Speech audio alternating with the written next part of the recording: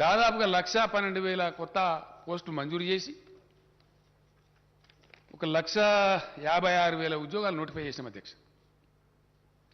అందులో 1,33,942 ఉద్యోగాలు భర్తీ అయినాయి. మిగిలిన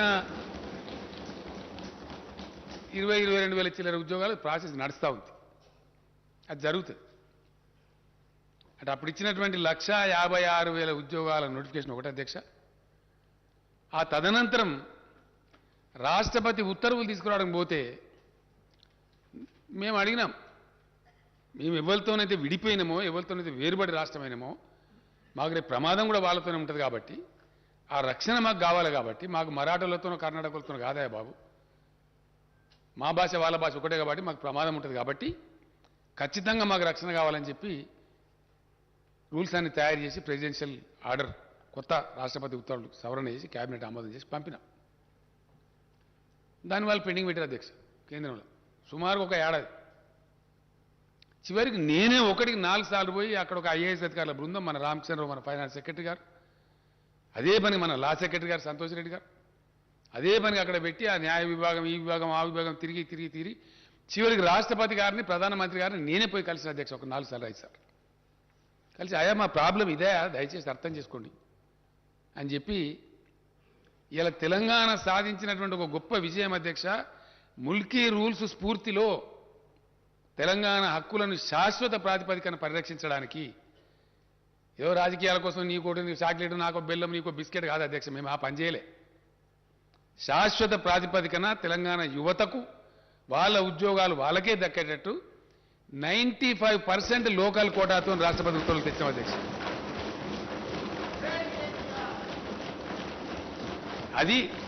అది మేము చేసింది.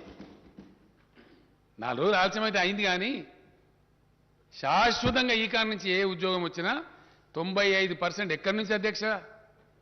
గతంలో స్టేట్ లెవెల్ పోస్టులను పెట్టి మొత్తం కొట్టేశారు.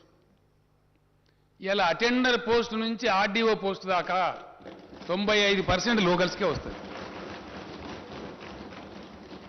Only 5% non local. ఆ 5%లో కూడా మళ్ళీ 3%, 4%, 2% మనకే వస్తుంది అధ్యక్ష ఓపెన్ కోటాలో.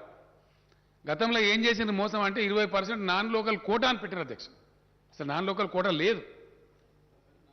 నాన్ లోకల్ కోటా అని దాన్ని లోకల్స్కి అవకాశం ఇవ్వకుండా తెలంగాణ ఉద్యోగాలు కొట్టేసింది. రెసిడెన్షియల్ స్కూళ్ళు వగైరా ఇవన్నిటినీ అవి సొసైటీలని పేరు పెట్టి సొసైటీకి రాష్ట్రపతి ఉత్తర్వులు వర్తించవని అట్లా కూడా మోసం చేశారు. అన్ని కొట్టిపడేసాం అధ్యక్ష. ఒక్క సెక్రటేరియట్కి, ఎందుకంటే సెక్రటేరియట్కు వివిధ సర్వీసుల నుంచి వివిధ ఫీడర్ల నుంచి మన తెలంగాణ ఉద్యోగుల్ని తీసుకుంటారు కాబట్టి అది ఒక్క బాడీ చిన్న తప్ప మిగతా అన్నీ కూడా 95% లోకల్ అధ్యక్ష. Only 5% open quota, not non local. అందులో మన లోకల్స్ కంపీట్ చేయొచ్చు. అట్లా ఇంచుమించుగా 97, 98%, 99% కలిసి అయితే 100% మన పిల్లలకే ఉద్యోగాలు వచ్చేటట్టు ఏర్పాట్లు చేసినాం. ఈ ఆంధ్ర పెట్టే పంచాయతీ తెగడానికి నిన్న మొన్న దాకా తెగలేదు అధ్యక్ష. గత సంవత్సరం డిసెంబర్ కొద్ది రోజుల ముందు చివరికి ఆ 400-500 పోస్టులు పోలీసులు డిఎస్పీలు అయ్యి ఆర్డీఓలు అవన్నీ సూపర్ న్యూమరీ ఇచ్చిన తర్వాత ఆ సీనియార్ల పంచాయతీ కూడా తెగి వాళ్ళకి మనది మనకు గవర్నమెంట్ ఉద్యోగస్తుల కాడికి అయింది. అయిన తర్వాత ఉత్తర్వులు, రాష్ట్రపతి ఉత్తర్వులు తీసుకొచ్చి వాటిని జారీ చేసి డిసెంబర్లో జీవోలు ఇచ్చినాం ఉద్యోగులను. ఎందుకంటే ఎప్పుడు తేలితే అధ్యక్ష ఖాళీలు కంప్లీట్గా పూర్తిస్థాయి అవగాహన ఖాళీల మీద రావాలంటే, రాష్ట్రపతి ఉత్తర్వులు కంప్లీట్ అమలు కావాలంటే ఎప్పుడు పాసిబుల్ అవుతుంది? ఉన్న ఉద్యోగస్తులు డివైడ్ కావాలి.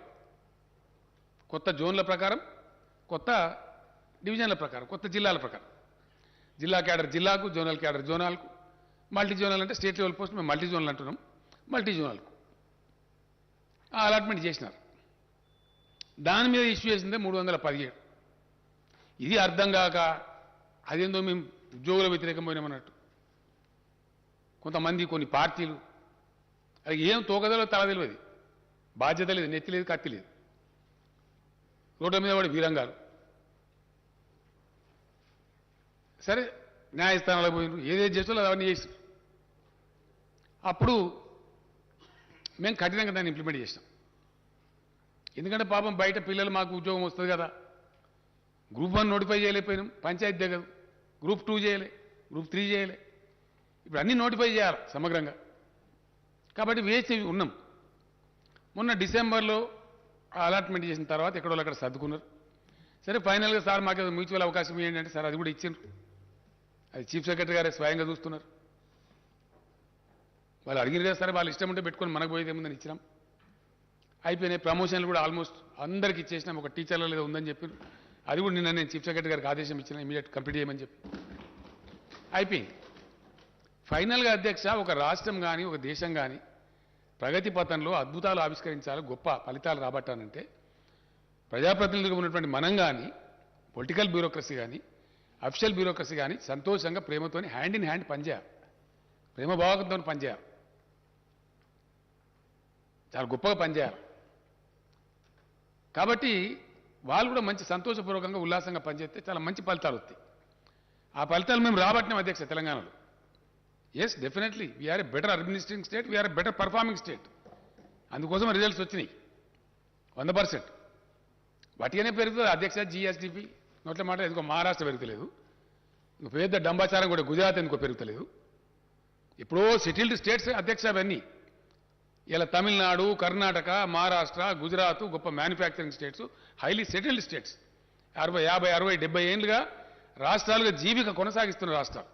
వాటన్నిటిని తోసిరాజని తెలదని ఇలా Telangana number 1 per capital GSDP. Yes,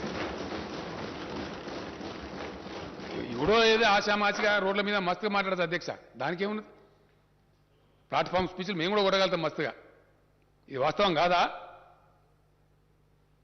ఇన్ని మేము ఆంధ్ర సృష్టించే అర్ధరహితమైన వివాదాలు ఎదుర్కొంటూ నిష్క్రియాపరంగా వ్యవహరిస్తున్నటువంటి కేంద్ర ప్రభుత్వ నిర్లక్ష్య వైఖరి, తెలంగాణ వ్యతిరేక వైఖరిని కూడా భరిస్తూ ఇవన్నీ సాధించినాం అధ్యక్ష. ఎస్, డెఫినెట్గా సాధించినాం పాజిటివ్గా.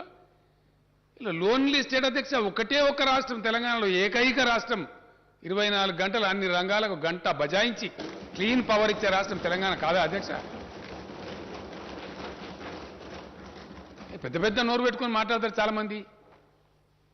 రమ్మని, ఏ రాష్ట్రం ఇస్తారు రమ్మని మాట్లాడదాం. ఇండియాలో ఒక్క తెలంగాణ తప్ప ఉన్నదా ఇంకో రాష్ట్రం? ఇది మా ఘనత కాదా? దీన్ని ఒప్పుకునే సంస్కారం ఉండద్దా అధ్యక్ష? ఇట్లా చేసుకుంటూ వచ్చి ఉద్యోగస్తులది కూడా ఇప్పుడు కూడా తెగలే అధ్యక్ష. ఇంకా పంచాయతీ ప్రభుత్వ ఉద్యోగుల కాడికి తెగింది. 9th షెడ్యూల్, 10th షెడ్యూల్ ఇంకా తెగలే. అది తెగితే ఆడో 20-30 వేలు వస్తాయి పాపం పిల్లలకు. తెగలేదని మేము ఊకోలేదు అధ్యక్ష. కరెంటు ఉద్యోగస్తులది విపరీతమైన పేచీలు పెట్టి పంచాయతీ పెడితే కూడా గత పాలకులు, సమైక్య పాలకులు ఒక పెద్ద ఘోరమైన అన్యాయం చేసిండ్రు. ఎలక్ట్రిసిటీ డిపార్ట్మెంట్లో పనిచేసిన పిల్లలకు సబ్ స్టేషన్ల కాడ పెట్టి వాళ్ళని అర్ధాకలతో చంపి నాశనం పట్టించారు వాళ్ళని. అట్లాంటి వాళ్ళకి ఎంతమందికి అధ్యక్ష మేము 22,722 మంది పిల్లలను ఎలక్షన్ వస్తారు. ఈ ప్రగతిని డిట్రాక్టర్స్ అంటే మా ఏకాగ్రతను చెడగొట్టాలని ప్రయత్నం చేసే డిట్రాక్టర్స్ ఎవరైతే ఉంటారో వాళ్ళు విశ్వ ప్రయత్నాలు చేసినా అది రాకుండా మేము ముందుకు పోతా ఉన్నాం. ఖచ్చితంగా అదేవిధంగా ముందుకు పోతాం అధ్యక్ష, అందులో అనుమానం కూడా లేదు. ఇవాళ నిరుద్యోగ యువత పాపం పిల్లలు, నిరుద్యోగ యువకుల తల్లిదండ్రులు బయట ఎదురు చూస్తూ ఉన్నారు. హౌస్ ఉంది కాబట్టి, as a matter of respect to the house, సాంప్రదాయాలు తెలిసిన వాళ్ళం కాబట్టి, మర్యాద కాబట్టి. నిన్న వనపర్తిలో చాలా పెద్ద సంఖ్యలో వచ్చిన అధ్యక్ష జనం, చాలా పెద్ద బహిరంగ సభ అక్కడ చెప్పి ఉంటాను నేను. కానీ సభ కొలువు తీరున్నది కాబట్టి, ఒక పాలసీ డెసిషన్ సభలో చెప్పాలి కాబట్టి నేను అక్కడ చెప్పలేదు. పిల్లలు చూస్తారు కదా అని ఉద్దేశంతో 10 గంటలకు టీవీ కార్డు ఉండినా రేపు ప్రకటన చేస్తామని చెప్పినాం. అంతే కదా అధ్యక్ష? నేను చాలా సంతోషంగా ప్రకటిస్తా ఉన్నా, రేపు రాబోయే రోజులలో షెడ్యూల్ 9, షెడ్యూల్ 10 కూడా పరిష్కారం అయితే, అంటే వివిధ ప్రభుత్వ రంగ సంస్థల అధ్యక్ష తమకు తెలియంది కాదు, దాదాపు 40-50 ఉంటాయి. ఆ వివాదం కూడా ఈ ఆంధ్రతో పరిష్కారం అయిపోతే అక్కడ కూడా అవకాశాలు ఏర్పడతాయి. ఇక మన అనుకూలంగా మన తెలంగాణ కాంటెక్స్ట్లో మనం కొన్ని పాతే తీసేస్తాం కావచ్చు, కొన్ని కొత్త కార్పొరేషన్లు పెట్టుకోవడం కావచ్చు, అక్కడ కూడా అవకాశాలు వస్తాయి. అవి మళ్ళీ రావచ్చు, 10,000, 20,000 ఎన్ని స్థానం వస్తాయి. అవి కాకుండా ఇప్పుడు పరిష్కారమైనటువంటి దాని ప్రకారంగా మొత్తం తెలంగాణ మన ఉద్యోగుల విభజన చేసిన తర్వాత స్టేట్మెంట్ చదువుతా అధ్యక్ష, ఒక వర్డ్ చెప్పి తమ అనుమతితోని. మొత్తం ఈరోజు 91,147 ఖాళీలు ఏర్పడాయి అధ్యక్ష.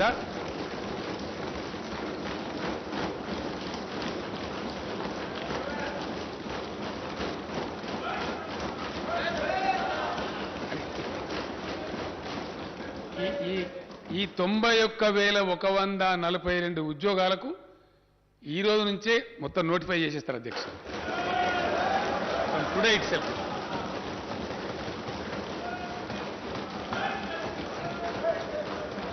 ఇందులో అధ్యక్ష, ఇందులో నేను స్టేట్మెంట్ చదివే ముందు ఒక విషయం చెప్పాల్సిన అక్కడ బాధ్యత నా మీద ఉంటుంది.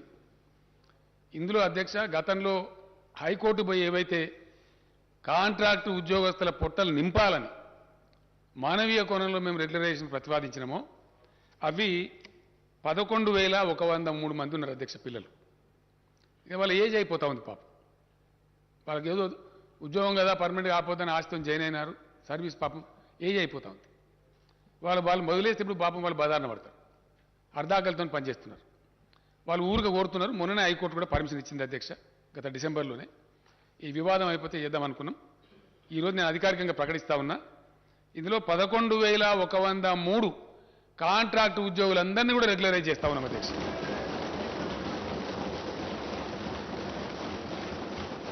మిగిలినటువంటి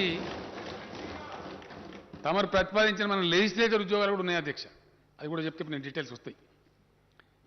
80,039 ఉద్యోగాలకు తక్షణం ఈ రోజు నుంచే సంబంధిత శాఖలకు నోటిఫికేషన్లు ఇష్యూ అవుతాయి అధ్యక్ష. దీంట్లో విద్యాశాఖలోనే సుమారు 25 నుంచి 30,000 వస్తున్నాయి అధ్యక్ష. స్కూల్ ఎడ్యుకేషన్ కావచ్చు, హైయర్ ఎడ్యుకేషన్ కావచ్చు, యూనివర్సిటీలు కావచ్చు, ఎక్కడ ఖాళీ లేకుండా భర్తీ చేస్తా ఉన్నాం అధ్యక్ష. నేను తమరు అనుమతితో స్టేట్మెంట్ చదువుతా సార్. అధ్యక్ష, తెలంగాణ పోరాట నినాదమే నీళ్లు, నిధులు, నియామకాలు. రాష్ట్రం ఏర్పడిన తర్వాత తెలంగాణ నిధులు తెలంగాణకే దక్కుతున్నాయి. తెలంగాణ అవసరాలకు తగినట్టుగా సాగునీటి ప్రాజెక్టులు నిర్మించుకుంటూ ఉన్నాం. నియామక ఇవ్వండి, వాళ్ళకి ఇవ్వలేదండి.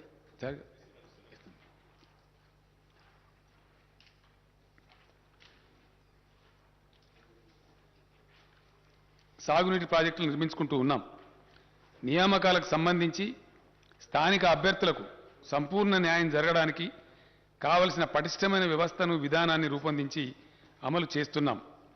ఈ నేపథ్యంలో భారత రాజ్యాంగంలోని ఆర్టికల్ 371D ప్రకారం రాష్ట్రపతి ఉత్తర్వులకు సవరణలు చేయడం కోసం ప్రతిపాదనలు పంపించాం.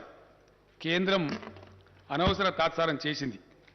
దీంతో నేనే స్వయంగా అనేక మార్లు ఢిల్లీకి వెళ్ళి గౌరవ ప్రధానమంత్రి గారిని, గౌరవ రాష్ట్రపతి గారిని కలిసి దీనికి ఉన్న ప్రాముఖ్యతను వివరించారు. దీనికోసమని ప్రత్యేకంగా అధికారుల బృందాన్ని ఢిల్లీలో పెట్టి ప్రభుత్వం నిరంతర ప్రయత్నం చేసింది. రాష్ట్ర ప్రభుత్వం చేసిన ప్రయత్నాల ఫలితంగా రాష్ట్రపతి ఉత్తర్వుల సవరణ సాధ్యమైంది. ఇది తెలంగాణ ప్రజల చిరకాల ఆకాంక్షను నెరవేర్చిన చరిత్రాత్మకమైనటువంటి విజయం. తెలంగాణ ప్రభుత్వం కృషి వల్ల ఇక నుంచి ప్రభుత్వ ఉద్యోగాలలో అత్యంత దిగువ స్థాయి క్యాడర్ నుంచి ఉన్నత స్థాయి క్యాడర్ దాకా, అంటే అటెండర్ నుంచి ఆర్డీఓ దాకా స్థానిక అభ్యర్థులకు 95% రిజర్వేషన్ అమలవుతుందని తెలియజేయడానికి నేను సంతోషిస్తూ ఉన్నాను. దేశంలో స్థానికులకు ప్రభుత్వ ఉద్యోగ నియామకాల్లో 95% రిజర్వేషన్ సాధించిన ఒకే ఒక్క రాష్ట్రం తెలంగాణ రాష్ట్రం అధ్యక్ష. అర్ధ శతాబ్దం పాటు తెలంగాణకు జరిగిన అన్యాయ పరంపరను టీఆర్ఎస్ ప్రభుత్వం అంతం చేయగలిగింది అని చెప్పడానికి నేను గర్విస్తా ఉన్నాను. కొత్తగా సాధించుకున్న రాష్ట్రపతి ఉత్తర్వుల మేరకు స్థానిక అభ్యర్థులకు రిజర్వేషన్ శాతం పెరగటమే కాకుండా స్థానిక రిజర్వేషన్ పరిధిలోకి వచ్చే పోస్టుల సంఖ్య కూడా గణనీయంగా పెరిగింది. గత ఉత్తర్వుల ప్రకారం RDO, DSP, CTO, RTO, district registrar, excise superintendent తదితర గ్రూప్ 1 ఉద్యోగాలకు లోకల్ రిజర్వేషన్ వర్తించేది కాదు. కానీ ఇప్పుడు ఇవన్నీ కూడా లోకల్ రిజర్వేషన్ల పరిధిలోకే తీసుకొచ్చాం. గతంలో ఉన్న రాష్ట్రపతి ఉత్తర్వుల ప్రకారం 60 నుంచి 80% వరకు మాత్రమే లోకల్ రిజర్వేషన్ పరిధి ఉండేది.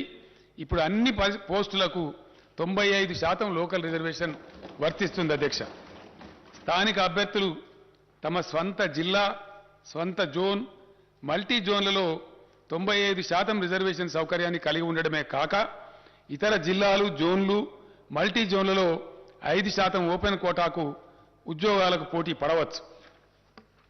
స్థానిక అభ్యర్థులు తమ జిల్లాలో జిల్లా క్యాడర్ పోస్టులకు తమ జోన్లోని జోనల్ క్యాడర్ పోస్టులకు అర్హత కలిగి ఉంటారు. నిరుద్యోగ యువత ఆయా ఉద్యోగాలకు పోటీ పడటానికి గతం కన్నా ఎక్కువ అవకాశాలు లభిస్తాయని తెలియజేస్తున్నాను. 7 జోన్లు 33 జిల్లాల వారీగా ఉద్యోగ నియామకాలు చేపట్టడం వల్ల రాష్ట్రంలోని మారుమూల ప్రాంతాల్లో ఉద్యోగ ఖాళీలు, సిబ్బంది కొరత వంటి సమస్యలు తీరుతాయి. కొత్త రాష్ట్రం ఆవిర్భావం అనేది భౌగోళిక విభజనతో పాటు ఉద్యోగులు, ఆస్తుల విభజనతో కూడుకున్న ప్రక్రియ. ప్రభుత్వ సంస్థలు మాత్రమే కాక ఆంధ్రప్రదేశ్ పునర్వ్యవస్థీకరణ చట్టంలోని 9, 10 షెడ్యూళ్ల కింద పేర్కొన్న ప్రభుత్వ పరిధిలోని వివిధ వాణిజ్య సంస్థలు, ఇతర సంస్థలకు చెందిన ఆస్తులు, ఉద్యోగాల విభజన కూడా ముడిపడి ఉంది. అయితే ఈ ప్రక్రియకు కేంద్ర ప్రభుత్వం ఆదేశాలతో సంబంధం ఉంది. ఆంధ్రప్రదేశ్ రాష్ట్రం సృష్టిస్తున్న అర్ధరహిత వివాదాలు, కాలికేస్తే మెడకు, మెడకేస్తే కాలికి వేసినట్టుండే దుర్మార్గ వైఖరి, దీనికి తోడు కేంద్ర ప్రభుత్వ బాధ్యత రాహిత్యం, నిర్లిప్తత వల్ల ఈ ప్రక్రియ ఇప్పటికీ ఇంకా పూర్తి కాలేదు. తెలంగాణ ప్రభుత్వం ఏర్పడిన తర్వాత తెలంగాణ కేంద్రంగా ప్రణాళికలను, విధానాలను రూపొందించుకున్నాం. తెలంగాణ అవసరాలకు తగిన విధంగా పరిపాలనా సంస్కరణలు అమల్లోకి తెచ్చాం. వివిధ శాఖలను పునర్వ్యవస్థీకరణ చేసి బలోపేతం చేసే దిశగా చర్యలు తీసుకున్నాం. సాగునీరు, వ్యవసాయం, విద్య, వైద్యం, ఆరోగ్యం, గ్రామీణ ప్రాంతాల్లో నీటి సరఫరా, పంచాయతీరాజ్ వంటి కీలకమైన శాఖలను తెలంగాణ దృక్పథంతో కొత్తగా తీర్చిదిద్దుకున్నాం. తెలంగాణ ప్రభుత్వ పరిపాలన సజావుగా సాగడం కోసం అవసరమైన 1,12,307 కొత్త పోస్టులను మంజూరు చేసింది. దీంతో పాటు రాష్ట్రంలో ఖాళీగా ఉన్న పోస్టులను గుర్తించి మొత్తం 1,56,254 పోస్టులు భర్తీ చేయాలని నిర్ణయించి ఇప్పటి వరకు 1,33,942 పోస్టులను భర్తీ చేసింది. మిగిలిన పోస్టుల భర్తీ ప్రక్రియ కొనసాగుతూ ఉన్నది. కొత్తగా ఏర్పడిన మల్టీ జోన్ల వివరాలు ఈ కింది విధంగా ఉన్నాయి. జోన్ 1 కాళేశ్వరం జోన్ అధ్యక్ష, ఆసిఫాబాద్, అంటే ఇందులో ఉన్న జిల్లాల పేర్లు నేను చెప్తా ఉన్నా అధ్యక్ష. ఆసిఫాబాద్, కుమ్రం భీం, మంచిర్యాల, పెద్దపల్లి, జయశంకర్, భూపాలపల్లి, ములుగు జిల్లాలు జోన్ కాళేశ్వరంలో జోన్ 1లో ఉన్నాయి అధ్యక్ష.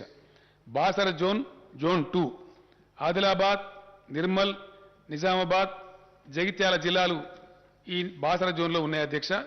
అదేవిధంగా వేములవాడ రాజన్న జోన్, కరీంనగర్, రాజన్న సిరిసిల్ల, సిద్దిపేట, మెదక్, కామారెడ్డి జిల్లాలు రాజన్న జోన్లో ఉన్నాయి అధ్యక్ష. భద్రాద్రి జోన్, కొత్తగూడెం, భద్రాద్రి, ఖమ్మం, మహబూబాబాద్, వరంగల్, హన్మకొండ జిల్లాలు ఈ భద్రాద్రి జోన్లో ఉన్నాయి అధ్యక్ష. అదేవిధంగా జోన్ 5 యాదాద్రి జోన్, సూర్యాపేట, నల్లగొండ, యాదాద్రి భువనగిరి, జనగాం జిల్లాలు యాదాద్రి జోన్లో ఉన్నాయి అధ్యక్ష. చారిత్రాత్మక చార్మినార్ జోన్, చార్మినార్ జోన్లో మేడ్చల్, మల్కాజిగిరి, హైదరాబాద్, రంగారెడ్డి, సంగారెడ్డి, వికారాబాద్ జిల్లాలు ఇందులో అంతర్భాగంగా ఉన్నాయి అధ్యక్ష. జోన్ 7 జోగులాంబ జోన్, మహబూబ్ నగర్, నారాయణపేట, జోగులాంబ, గద్వాల, వనపర్తి, నాగర్ కర్నూలు జిల్లాలు జోన్ 7లో ఉన్నాయి అధ్యక్ష. రాష్ట్ర ప్రభుత్వం ప్రతిపాదించిన సవరణలకు గౌరవ రాష్ట్రపతి గారు ఆమోదం తెలపడంతో 2021లో తుది ఉత్తర్వులు జారీ అయ్యాయి. ఈ ఉత్తర్వులకు అనుగుణంగా స్థానిక క్యాడర్ వ్యవస్థీకరణ ప్రక్రియ గతేడాది ఆగస్టులో పూర్తి అయింది. పలు ఉద్యోగ సంఘాలతో చర్చల తర్వాత ప్రస్తుత ఉద్యోగులను కొత్త స్థానిక క్యాడర్ల కింద కేటాయించే ప్రక్రియను గతేడాది డిసెంబర్లో ప్రభుత్వం పూర్తి చేసింది. దీంతో ప్రతి జిల్లా, జోనల్, మల్టీ జోనల్ కొత్త స్థానిక క్యాడర్లలో నేరుగా భర్తీ చేయాల్సిన ఖాళీల వివరాలపై స్పష్టత వచ్చింది. ఖాళీల భర్తీ గురించి నోటిఫికేషన్లు జారీ చేయడానికి మార్గం సుగమమైంది. ఉమ్మడి రాష్ట్రం నుంచి తెలంగాణకు కాంట్రాక్టు ఉద్యోగులు వారసత్వంగా లభించారు. ప్రభుత్వ రంగంలో ఇంత పెద్ద సంఖ్యలో కాంట్రాక్టు ఉద్యోగులు ఉండటం సబబు కాదని తెలంగాణ ప్రభుత్వం భావించింది. ఈ నేపథ్యంలోనే రాష్ట్రం ఏర్పాటైన కొత్తలోనే 2014 జూన్ 2 నాటికి కాంట్రాక్టు ఉద్యోగులుగా పనిచేస్తున్న వారిని మానవీయ దృక్పథంతో ప్రభుత్వం రెగ్యులర్ చేయాలని నిర్ణయించింది. అయితే కొన్ని రాజకీయ పార్టీలు సంకుచిత మనస్తత్వంతో కోర్టులు కేసులు వేసిన నేపథ్యంలో హైకోర్టు జారీ చేసిన తాత్కాలిక ఉత్తర్వుల కారణంగా ఈ ప్రక్రియ మధ్యలో నిలిచిపోయింది. ప్రభుత్వం పట్టువిడవకుండా న్యాయ పోరాటం చేసింది. ప్రభుత్వ పోరాటం ఫలితంగా గత ఏడాది డిసెంబర్ 7న సంబంధిత రిట్ పిటిషన్ను కొట్టేస్తూ హైకోర్టు ఆదేశాలను వెలువరించింది. అవరోధాలన్నీ తొలగిపోయిన నేపథ్యంలో కాంట్రాక్టు ఉద్యోగుల సేవలను ప్రభుత్వం క్రమబద్ధీకరిస్తున్నది. అధ్యక్ష, ఇకపై రాష్ట్రంలో కాంట్రాక్టు పద్ధతిలో ఉద్యోగ నియామకాలు ఉండవు అని నేను స్పష్టంగా తెలియజేస్తూ ఉన్నాను. యూనివర్సిటీల్లో 2020 బోధన పోస్టులను 2774 బోధనేతర పోస్టులను భర్తీ చేయాలని ప్రభుత్వం ప్రతిపాదించింది. దీంతో మొత్తం ప్రత్యక్ష నియామక ఖాళీలు 91,142గా ఉన్నాయని తేలింది. కాంట్రాక్టు ఉద్యోగుల రెగ్యులరైజేషన్ పోగా రాష్ట్రంలో నేరుగా నియామకం చేయాల్సిన ఖాళీల సంఖ్య 80,039గా ఉన్నట్టు తేలింది. ఈ పోస్టుల భర్తీని వెంటనే చేపట్టాలని ప్రభుత్వం నిర్ణయించిందనే శుభవార్తను రాష్ట్ర నిరుద్యోగ యువతకు నేను తెలియజేయడానికి సంతోషిస్తా ఉన్నాను. అధ్యక్ష, ఈ భర్తీ ప్రక్రియ వల్ల ఏటా సుమారు 7,000 కోట్ల రూపాయల అదనపు భారం రాష్ట్ర ఖజానాపై పడుతుంది. అయినా కూడా ప్రభుత్వం ఈ సాహసోపేత నిర్ణయాన్ని తీసుకుందని నేను తెలియజేస్తున్నాను. ఇక నుంచి అధ్యక్ష, ప్రభుత్వ ఉద్యోగంలో ఉండేటువంటి ఖాళీలు, వీటి మీద రకరకాల అపోహలు, ఇష్టం వచ్చిన స్టేట్మెంట్లు, ఎవరు పడితే వాళ్ళు ఇవ్వటం ఎంత జరుగుతూ ఉంది. అదంతా కూడా తీసివేసి యువకులకు స్పష్టత ఉండడానికి, టోటల్ ట్రాన్స్పరెన్సీ తేవడానికి కొత్త పాలసీ తెస్తా ఉన్నాం. ఇక నుంచి ఖాళీలను ముందే గుర్తించి ప్రతి సంవత్సరం ఉద్యోగాల భర్తీ క్యాలెండర్ను ప్రకటించి పారదర్శకంగా నియామకాలు చేపట్టాలని ప్రభుత్వం నిర్ణయం తీసుకుంది. ఈ మేరకు అన్ని విభాగాలు తమ వద్ద ప్రతి సంవత్సరం ఏర్పడే ఖాళీల వివరాలను సిద్ధం చేస్తాయి. నోటిఫికేషన్ల జారీ కోసం ఆయా నియామక సంస్థలకు సమాచారం ఇస్తాయి. ఉద్యోగార్థులు అన్ని నియామక పరీక్షల్లో పోటీ పడేందుకు వీలుగా మధ్యలో తగిన వ్యవధి ఇస్తూ నోటిఫికేషన్లు విడుదల చేయాలని ప్రభుత్వం నిర్ణయించింది. పోలీస్ శాఖ వంటి యూనిఫామ్ సర్వీసులు మినహా ఇతర ప్రత్యక్ష నియామకాల్లో గరిష్ట వయోపరిమితిని 10 ఏళ్లకు పెంచాలని ప్రభుత్వం నిర్ణయించింది. దీనివల్ల మరింత మంది ఉద్యోగార్థులకు ప్రభుత్వం అవకాశం కల్పిస్తున్నది. ఈ నిర్ణయం వల్ల ఓసీలకు 44 సంవత్సరాలు, ఎస్సీ ఎస్టీ బీసీలకు 49 సంవత్సరాలకు, దివ్యాంగులకు 54 ఏళ్లకు గరిష్ట పరిమితి పెరుగుతుందని నేను సభకు తెలియజేస్తున్నాను. స్థానిక క్యాడర్ విభాగాల వారీగా ఈ పోస్టుల వివరాలు కింది విధంగా ఉన్నాయి. అధ్యక్ష, దీని ద్వారా వచ్చే రిజల్టాంట్ వేకెన్సీస్ గ్రూప్ 1 కేటగిరీ అధ్యక్ష, దానిలో దాదాపు 16 నుంచి 20 వరకు కేటగిరీలు ఉన్నాయి. ఆర్డీఓ, డిఎస్పీ, ఆర్టీఓ, సిటీఓ వగైరా వగైరా ఉంటాయి. అందరికి సభ వారికి తెలిసిందే. అందులో గ్రూప్ 1 కింద 503 పోస్టులను ఇమీడియట్గా నోటిఫై చేస్తా ఉన్నారు. గ్రూప్ 2 కింద 582 పోస్టులను ఇమీడియట్గా నోటిఫై చేస్తారు అధ్యక్ష. గ్రూప్ 3 కింద 1373 పోస్టులు ఉన్నాయి అధ్యక్ష. గ్రూప్ 4 కింద 9168 పోస్టులు ఉన్నాయి అధ్యక్ష. అదేవిధంగా జిల్లాలలో జిల్లా క్యాడర్గా ఉంటాయి అధ్యక్ష. దీనిలో నేను మనవి చేస్తా ఉంది ఏంటంటే గౌరవ సభ్యులకు, గతంలో ఈ అవకాశం ఉండేది కాదు అధ్యక్ష. మారుమూల ప్రాంతాల ఉద్యోగాలు కొద్దిగా తెలివైన వాళ్ళు కొట్టేసేవాళ్ళు. ఇప్పుడు ఎక్కడికక్కడనే ఉద్యోగ అవకాశం రావాలి కాబట్టి భూపాలపల్లి జిల్లాకు భూపాలపల్లిని రావాలా, ములుగు జిల్లాకు ములుగులనే రావాలా, గద్వాలలో రావాలా, ఆసిఫాబాద్లో రావాలి. కాబట్టి లోకల్ క్యాడర్ కూడా నూతన రాష్ట్రపతి ఉత్తర్వుల ప్రకారం నిర్ణయం చేశాం. ఇప్పుడు నేను మనవి చేస్తాను తమరికి, జిల్లా క్యాడర్ పోస్టులు 39,829. ఇవి ఏ జిల్లాకు ఆ జిల్లానే వస్తాయి అధ్యక్ష. నేను వివరాలు చెప్తాను. జోనల్ పోస్టులు, ఇందాక నేను చదివినటువంటి 7 జోన్లలో ఉన్నటువంటి పోస్టులు ఆ జోన్ వాళ్ళకి చెందుతాయి. 18,866 ఉద్యోగాలు. మల్టీ జోనల్ పోస్టులు 13,170. విశ్వవిద్యాలయాలు, సచివాలయం, హెచ్ఓడీలు వగైరా కలిపి 8,147 ఉద్యోగాలు. అధ్యక్ష, జిల్లాల వారీగా అంటే ఏ జిల్లాకు ఆ జిల్లాకే తక్షణం లభించే ఉద్యోగాల సంఖ్య ఎక్కడ వాళ్ళకి అక్కడనే వస్తుంది అధ్యక్ష. అక్కడనే నియామక ఉత్తర్వులు ఇస్తారు.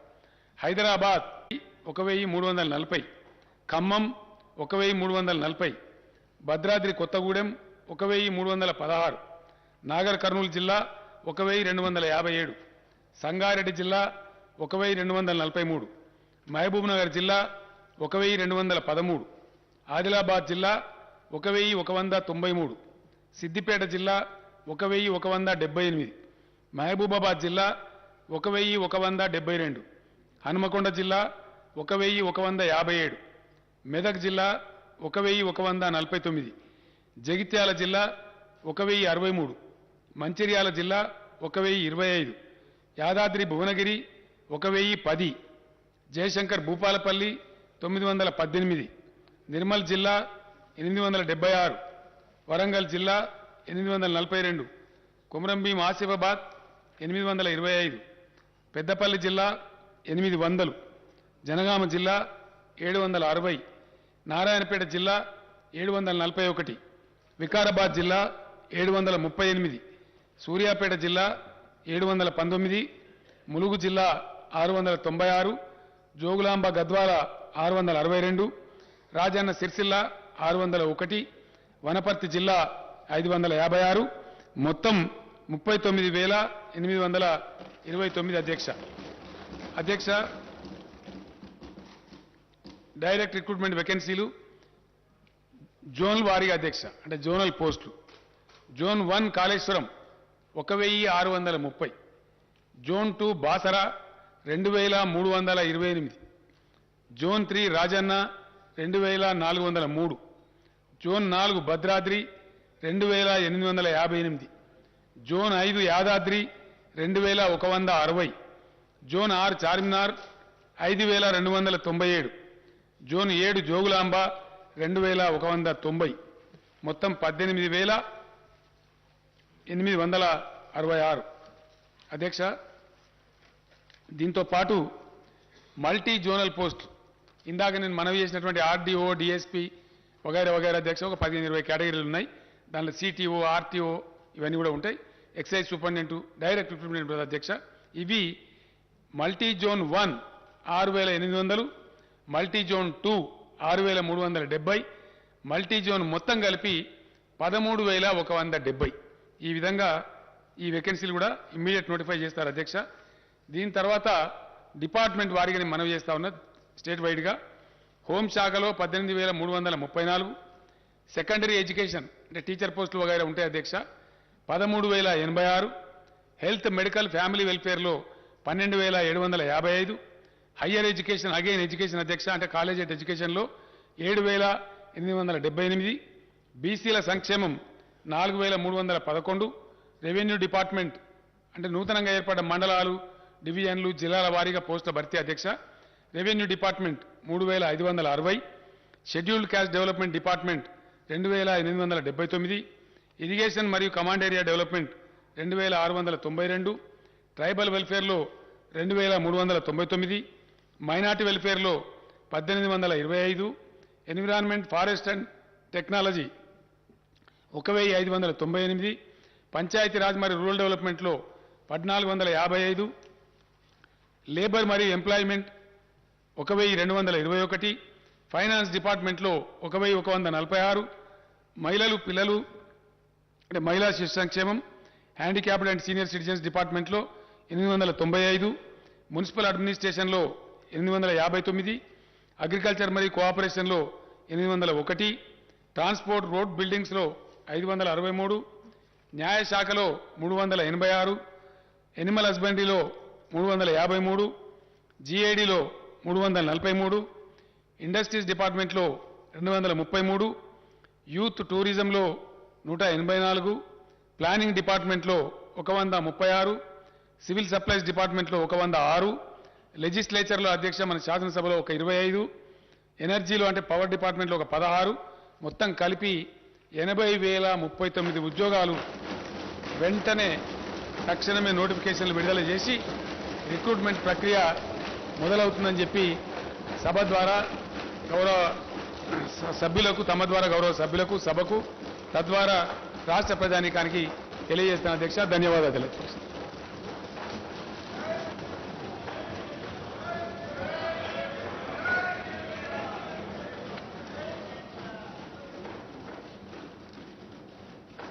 There are some announcements. All the papers included in today's agenda are deemed to have been placed and laid on the table of the House. I am to announce to the House that cut motions to the demands for grants for the budget 2022-23 will be received up to 2 p.m. today, the 9th March 2022. One more announcement.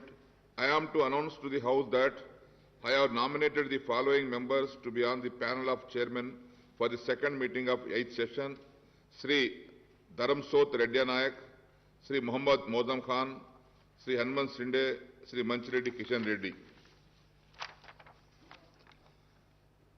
Now, general discussion on the annual finance statement budget for the 2022-23. I request Sri Akbaruddin Owaisi Garu to initiate the general discussion on the annual finance statement budget for the year 2022-23. Honorable Speaker, sir. Sir, before I go on the discussion on the budget, state budget for the year 2022 and 2023, I would like to congratulate the Honorable Chief Minister Sahab for making the announcement for the recruitment in the government department. बहुत देर से ये मुतालिबा था और आज chief minister साहब ने इस ऐवान के जरिए रियासत की आवाम में एक खुशी की लहर दौड़ा दी कि इतने सारे तकर्रुरात का ऐलान किया, ना सिर्फ वैकेंसीज को फिल करने का ऐलान किया बल्कि उसके साथ साथ ये भी ऐलान किया कि जितने भी जो लोग काम कर रहे थे कॉन्ट्रैक्ट बेसिस पे उनको भी रेगुलर करेंगे और सालाना हर वैकेंसी जब भी आएगी उसको पुर किया जाएगा। ये काबिल मुबारकबाद इक़दाम है जिसके लिए मैं अपनी पार्टी की जानिब से चीफ मिनिस्टर साहब को, रियासती हुकूमत को दिल की गहराइयों से मुबारकबाद देता हूं। Sir, now going ahead with the discussion on the state budget for the year 2022 and 2023. Sir, I congratulate the Finance Minister, Janab Harish Rao Sahab, for presenting the next year budget with a record outlay of 2.57 crores. I also compliment Harish Rao Sahab for making a marathon budget speech for over 2 hours. However, I would like to say that this budget speech is very significant for 2 reasons. He has given a detailed account of the spectacular progress achieved by the Telangana state in the last 7 years since 2014. He has also pointed out clearly that this progress was made without any contribution of the central government and despite some hurdles created by those in power in Delhi. One could imagine what more Telangana state would have achieved if the powers that be in Delhi were responsive to its needs and demands. I don't want to repeat what the Finance Minister Sahab had stated about the discrimination suffered by the Telangana state at the hands of the Delhi rulers. I strongly condemn the discriminatory attitude of the centre against Telangana state. In the recent past, the central government has tried to snatch away the power of the state through several legislation and actions. Even in the next year's union budget, no justice was done to Telangana state.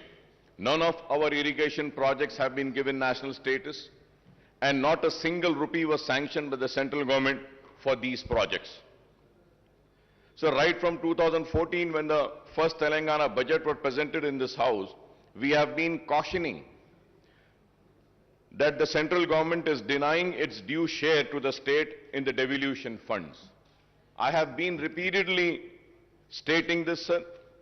Sir, we have also been cautioning that the 14th and the 15th Finance Commission have not done justice to the state, which requires special assistance for its faster development. So we have also made it very clear when the demonetization was announced, it was me and my party which has opposed the demonetization, and the demonetization has resulted in derailing the country's economy, The demonetization was responsible for the closure of many small-scale industries. The demonetization was responsible for snatching away the livelihoods of the poorest of the poor people. The demonetization has totally failed, I would say. The derailing of the economy had started from the day when the demonetization had come. We have also, me and myself, stood here in this house and had opposed the GST. And we know that the GST has also been a major cause for derailing the economy, taking responsible for closure of many industries, small-scale industries, taking away the livelihoods of the poor people. So GST had to be discussed more further without a total discussion and taking into account the real reasons as to why the GST was opposed by my party. We have already spoken about it, but I would say that all these are the reasons why the economy of the country was derailed. All our apprehensions have come true, and we have a situation where the state share of divisible pool of central taxes has decreased and the grant in aid also falling steeply. मैं ये भी बात जरूर कहूंगा कि मजलिस इत्तेहाद अल मुस्लिमीन मुसलसल मरकजी हुकूमत की नाकामियों पर रियासती हुकूमत को बार बार मुतवज्जो कराती रही, बार बार आगाह कराती रही और बोलती रही कि आपकी ये खुरबत रियासत के लिए नुकसानदेह साबित होगी। देरी सही, लेकिन आज हम देखते हैं कि रियासती हुकूमत आज मरकजी हुकूमत के इक़दामात के खिलाफ शिद्दत के साथ आज उससे इख्तिलाफ कर रही है और अपनी नाराजगी का इजहार कर रही है। तो आखिर मजलिस इत्तेहाद अल मुस्लिमीन की बात और उसकी पॉलिसी सही साबित हुई कि रियासती हुकूमत से को नुकसान पहुंचा मरकजी हुकूमत की खुरबत के जरिए। So for instance, the state share of central taxes has come down from rupees 15.987 crores in 2019 and 20 to rupees 7,589 crores in the first 10 months of the current financial year to 2021-2022 as per the CAG accounts. Similarly, the grant in aid for the center has decreased from 11,598 crores in 2019 and 20 to rupees 7,303 crores in the first 10 months of 2021 and 2022, sir. Hence, the state's share of central taxes and central grants in aid together total rupees 27,587 crores in 2019 and 20. And this has come down to just rupees 14,892 crores in the 10 months of 2021 and 2022, sir. So the direct consequence of lack of adequate central grants and share in divisible pool is that the state has to depend mainly on the borrowings to finance a big chunk of its revenues and capital expenditures. At the same time, GSDP has more than doubled from 4.51 lakh crores in 2013-14 to rupees 11.55 lakh crores in the year 2021-22, sir. Moreover, the state has recorded positive growth in the last 2 years despite the impact of COVID, even as other states had registered negative growth. It is gratifying to note that Telangana's per capita income has risen from rupees 1.24 lakh in 2014 and 15 to rupees 2.79 lakhs in 2021-22, which is significantly higher than the average national per capita income, sir. Coming to the state budget estimates for the next financial year, the finance minister has projected total revenue and expenditure of rupees 2.57 lakhs crores. The revised estimate for the current year is rupees 2.10 lakh crore as against the budget estimate of rupees 2.30 lakh crores, sir. Honorable Speaker, sir, as per the CAG Telangana accounts, at a glance for the current financial year at the end of January 2022, the total receipts are rupees 1.43 lakh crore and total expenditure is rupees 1.37 lakh crores. The receipts include huge borrowings of rupees 44,366 crores, sir. I must admit that the successive finance ministers of Telangana are incorrigible optimistic. Every time they present the state budget, they come up with a very impressive estimates, but the actual receipts and expenditure indicates a massive shortfall after year. Not only the estimates of the share of central taxes and the grant in aid are on a higher side every time, but the estimate of state-owned taxes revenue and non-tax revenues are projected beyond capacity of the revenue earnings department. Sir. Let us take the figures of the current year's budget estimate and the actual for the last 10 months. Sir, if we have to see the figures of the last 10 years, sir, the state-owned revenues are estimated at rupees 98,179 crores, but the actual receipts in 10 months are only 77,789 crores, that is 79% of the estimates. Similarly, the state non-tax revenues are projected at rupees 30,577 crores, but the actual receipts are 5,600 crores, that is 18% of the estimates. The state's own tax and non-tax revenues together were estimated at rupees 1,28,756 crores, but the actual receipt in 10 months amount to rupees 83,389 crores. The state is supposed to earn rupees 45,367 crores to achieve the year's budgeted target of rupees 35,367 crores as per the revised estimate. Honorable Speaker, sir, I don't think that the revenue earnings departments can perform miracles and achieve 10% target before the financial year, which closes at March 31st. A direct consequence of the shortfall in revenue receipt is the huge shortfall in the state expenditure on both welfare schemes and developmental activities. The statement of CAG report on state budget, sir, which clearly gives a picture to us. If we have to see, Honorable Speaker, sir,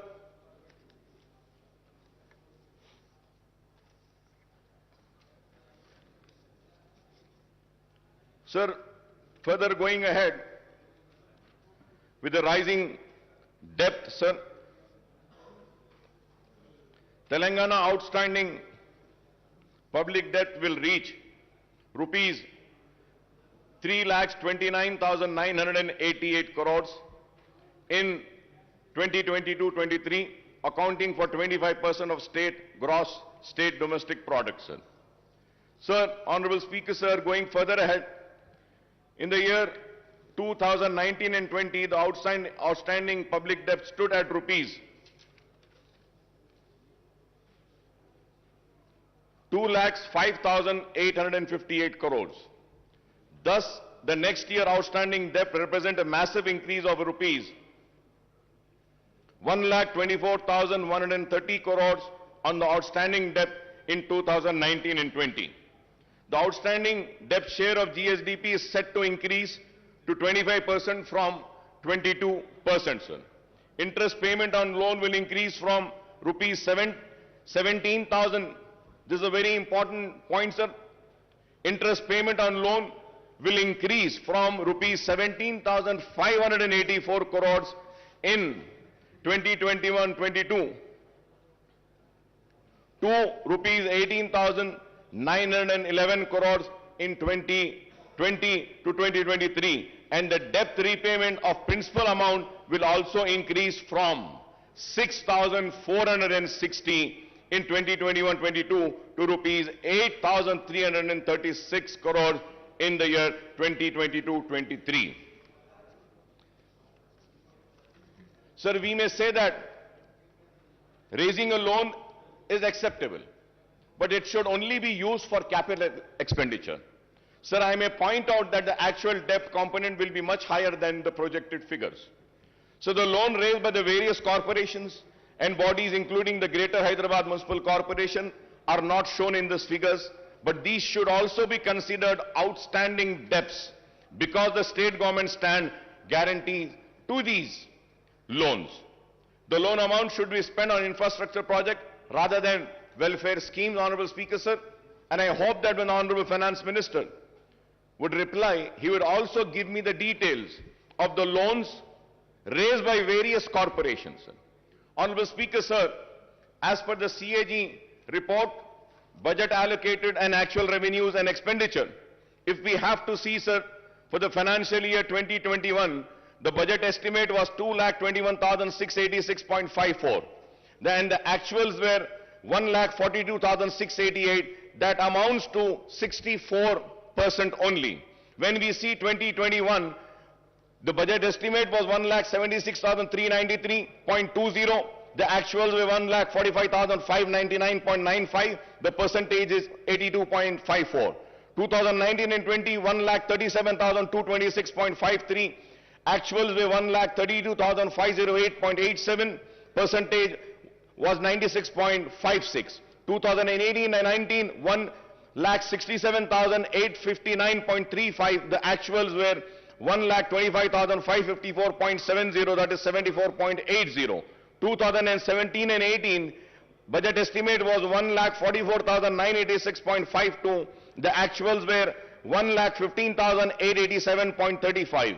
2016 and 17, budget estimate 1,27,266.59. The actuals were 1,17,799.40. That is 92.56%.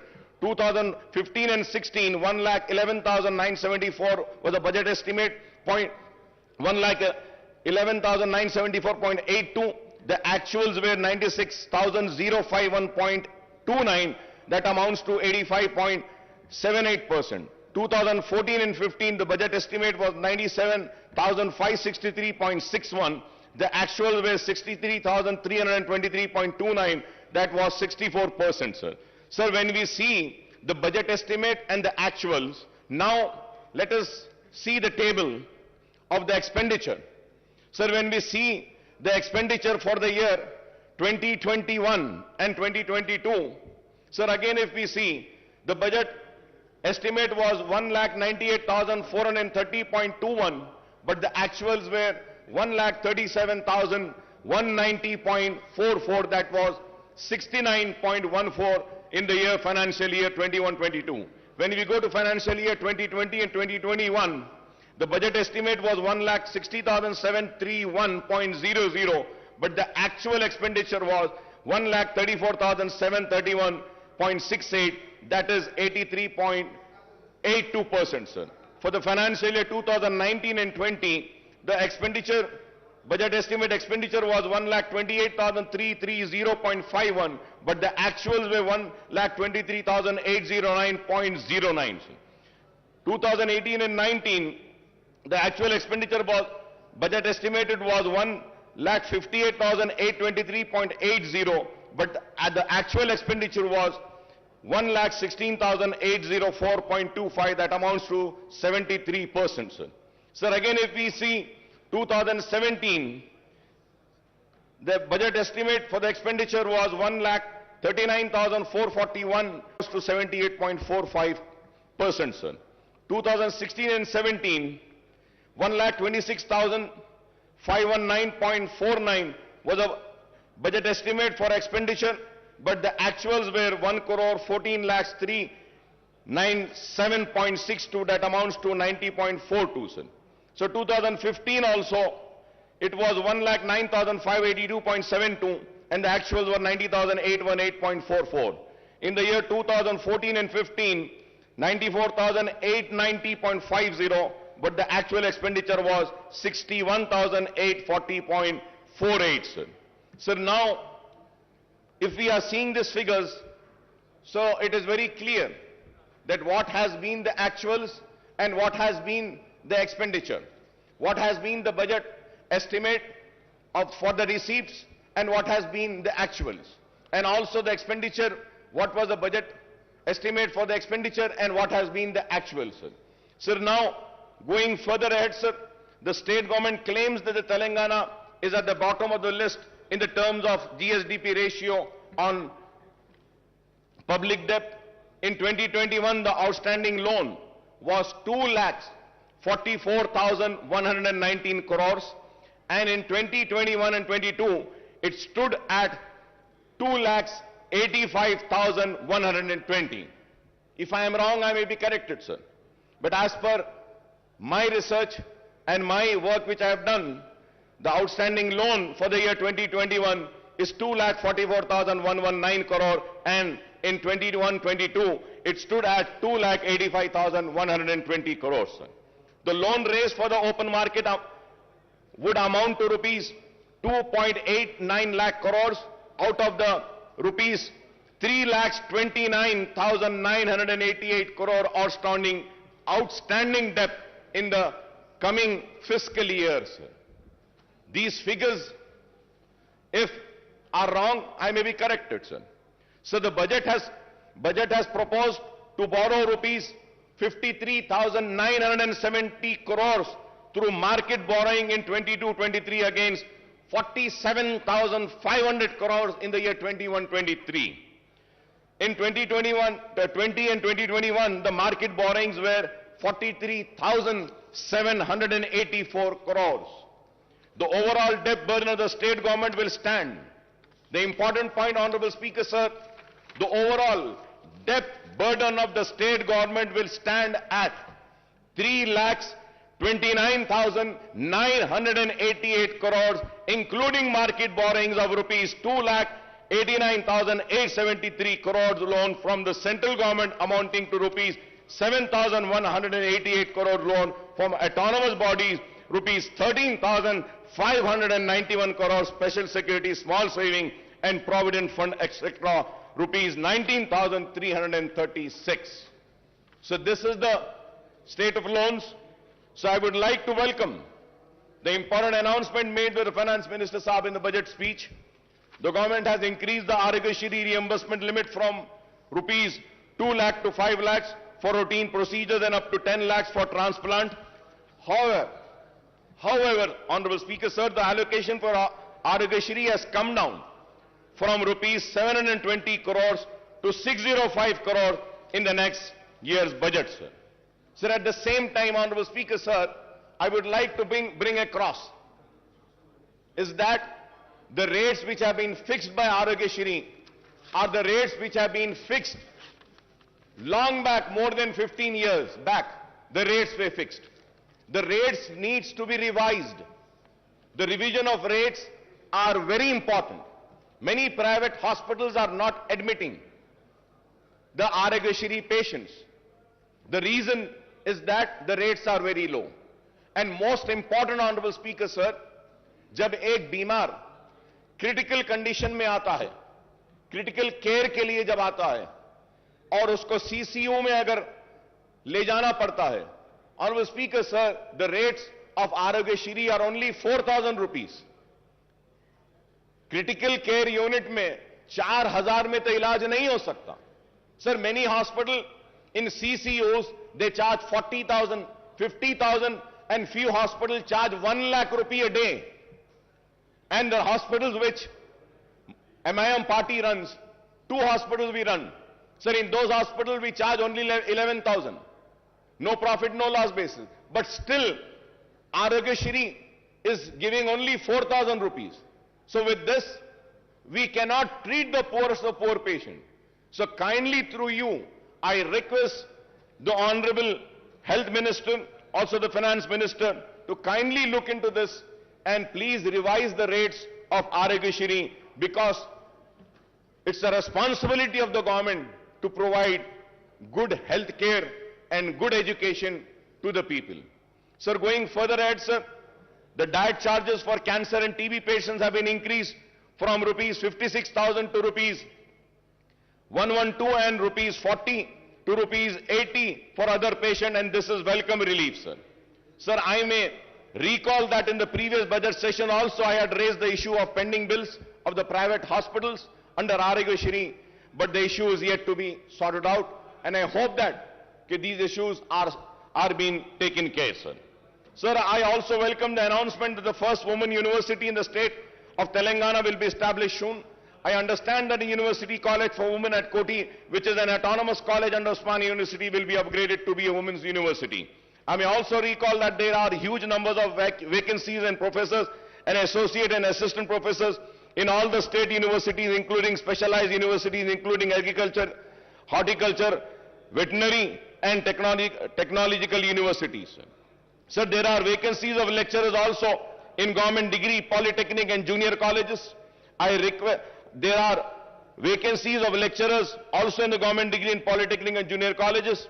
I request the government to take an early decision on the issue of raising the retirement age of the university faculty in all state and specialized universities to 65 years on par with the faculty of medical college, sir. Sir, I request the government to decide on the organization to take up the recruitment of the university faculty and the government lecturers, that is whether it should be done by Telangana State Public Service Commission or Telangana State Council for Higher Education or a new recruitment board to be constituted. Well, now we have announced that we are going to fill up all the vacancies. This is very important, sir. This is very important. I request the government to decide on the organization to take up the recruitment of the university faculty and the government lecturers, that is whether it should be done by Telangana State Public Service Commission or State Council of Higher Education or a new recruitment board to be constituted, sir. So I repeated this point because it's very important after the announcement made today by the Honorable Chief Minister Sahab. Sir, after a gap of 3 years, the government has decided to implement the lowered age limit of Asra pension from 65 years to 57 years. Sir, I may point out that as many as 3.3 lakh applications with the earlier age limit are pending and 7.80 lakh new applications have been received after reduction in the age limit. So I would like to also say that almost 11.10 lakh applications have to be cleared immediately to disburse the old age pension from new financial year commencing on 1st of April, sir. Sir, in the last 7.5 years, the government has spent 46,650 crores on Asra pension and the number of beneficiaries have gone up to 38.41, sir. I would like to congratulate the government for this Asra pension, sir. It is very good, sir, that we are doing a wonderful work in Asra pension, and I think it is the only state in the entire country which has given or sanctioned so many applications, sir. So with this, the sanction of pending applications, the number of beneficiaries may reach 50 lakhs, and this may require much higher outlay than the proposed rupees 11,728 crores in the next financial year, sir. Sir, when it is going to go to 50 lakhs, I don't think 11,78,000 crores which has been allocated for the next budget would not be sufficient. This needs to be looked into. Going ahead on the education, sir. Sir, we also have welcomed Mana Uru Mana Badi and Mana Basti Mana Badi program launched by Honorable Chief Minister Janab KCR Saab on Monday. The government has taken the initiative to introduce English medium in all the government schools on par with corporate school.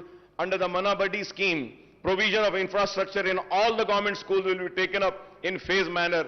However, while infrastructure development necessary, what is more important is that the filling up of all teaching, non-teaching posts in the government schools, which has been announced today by the Honorable Chief Minister Saab. And about 26 lakh students are studying and 1 lakh teacher posts are sanctioned in the government schools across the state. Official estimate that there are about 25,000 vacancies, and I hope after the announcement of today, the vacancies, including the Urdu medium vacancies of 530 teachers posts of all types of posts in the school education department, first promotion would be completed in the district level, which are pending for the last 20 years. The remaining posts will be filled through direct recruitment, and but out of the 4,379 posts of headmaster, 1,946 posts are vacant, and I hope after today's announcement, these vacant posts will be filled. In 594 mandals and 528 mandal education officers posts are also sanctioned. Only 20 regular MEOs are working, and remaining 508, that is 95% in charge, are working as MEOs. Sir, we have also made a repeated demand, and once again I would like to come on record and say that about a separate DSC to be conducted for Urdu medium. Sir, we had meetings with the Honorable Education Minister, madam Sabita Indira Reddy साहिबा के साथ हमारी meetings हुई, लेकिन आज तक भी separate Urdu DSC का हुआ नहीं। डी रिजर्वेशन जो होना है वो भी नहीं हुआ आज तक, और उर्दू मीडियम के स्कूल्स में हमने बहुत सारी बातें रखी थी, वो भी नहीं हुआ। And at the same time sir, so for so many years the sweepers and attenders post in school education department are being removed sir, निकाल दिए गए साहब। आपको हैरत होगी साहब, पूरे रियासत में झाड़ू देने वाले और अटेंडर्स के जो पोस्ट है स्कूल एजुकेशन में वो निकाल दिए गए। और हमने देखा है कि टीचर्स झाड़ू दे रहे हैं, टॉयलेट्स को साफ करने वाले कोई नहीं है। This is a very important issue which needs to be taken up, which needs to be addressed sir. Sir, there are 85 mandal in charge MEOs are looking after one mandal each. One MEO is in charge of 7 mandals, 8 MEOs are in charge of 5 mandals each, 24 MEOs are handling 4 mandal each, 59 MEOs are overseeing 3 mandal each, and 87 MEOs are managing 2 mandal each sir. So the state has 33 districts, but the government has not sanctioned the DO post for all the districts. For all the districts, we need to have DOs, sir. Out of the 12 DO sanctioned posts, only 7 DOs are working, and there are 5 vacancies, and we are told that 26 districts, only in charge DOs are running the show. In Telangana state, 66 deputy DOs posts are sanctioned, but only 6 deputy DOs are working, and remaining 60 posts are vacant, and I hope that these vacant posts would be filled by the announcement made by the Honorable Chief Minister Sahab today. Also, 70 senior lecturer posts are vacant. Out of 166 Telugu lecturer posts, 152 are vacant and only 15 are working, and out of 40 Urdu lecturer posts, 37 are vacant and only 3 are working, and I hope that these vacancies will also be filled up by the announcement made by the Honorable Chief Minister Sahab. Sir, at the same time, sir, so Honorable Speaker, sir, I might sound very bad, and my friends and colleagues might feel very offended, but sir, I am not here to offend anybody. I am here to bring to your kind notice, sir. Sir, we have a sanctity of this house. Sir, we have to maintain the decorum of this house. We have to keep the honor of this house alive. Sir, in this house, the leader of the house, Chief Minister Sahab, had announced on my request and on my demand, sanctioning 20 crores to Falaknuma Educational Campus. He had announced sanctioning amount to Chanchalguda Educational Campus. He announced the same to Hussaini Alam and Golconda Educational Campus. And the announcement has been made 3 years back, sir. आज तक एक पैसा नहीं दिया गया साहब। मैं आपको मेरी बात बुरी दिखेगी, लेकिन अगर कोई मेंबर अपनी सीट पर से उठकर यहां अगर वेल में आता है तो उसको सस्पेंड कर दिया जाता है, लेकिन जो अनाउंसमेंट इस ऐवान में होता है उसको पूरा नहीं किया जाता, तो उसके ऊपर आपको फैसला लेना पड़ेगा स्पीकर साहब। अगर नहीं करना है तो अनाउंस ना कीजिए, मेहरबानी होगी नहीं करिए। इस ऐवान के लिए कह रहा हूं मैं, इसके वखार के लिए, इसकी इज्जत के लिए कह रहा हूं। अगर इस ऐवान में होने वाले अनाउंसमेंट को पूरा नहीं किया जाता तो फिर यह ऐवान की इज्जत की धज्जियां उड़ाने के बराबर है। तो मैं आपके जरिए हुकूमत से मुतालबा करूंगा कि जो ऐलान किया गया फलकनुमा कैंपस के लिए, जो ऐलान किया गया गोलकुंडा कैंपस के लिए, जो ऐलान किया गया हुसैनी आलम कैंपस के लिए, जो ऐलान किया गया चंचलगुड़ा कैंपस के लिए, वो ऐलान को पूरा करिए बराए मेहरबानी। Sir, going to GHMC, sir. So the finance minister had recounted the infrastructure development taken up in the GHMC area since 2014, particularly under SRDP, CRMP and SNDP. However, the fact remains that the state government has not provided grants to the GHMC for taking up these work, and hence the GHMC has to go for massive borrowings from the banks and also raising the municipal bond to finance these projects.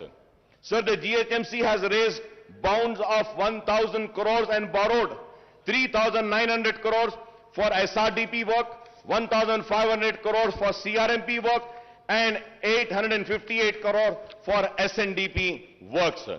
Some of the SNDP works costing to rupees 225 crores are taken up in the surrounding municipality and municipal corporation with the GHMC borrowing. From 2014 onwards, GHMC is in serious financial crisis as the grant for both the central government and the state government have decreased considerably, and the state government is not even paying property tax of rupees 300 crores per annum on its buildings. जो government के building है उसकी property tax के जो 300 करोड़ है वो भी GHMC को नहीं दी जाती.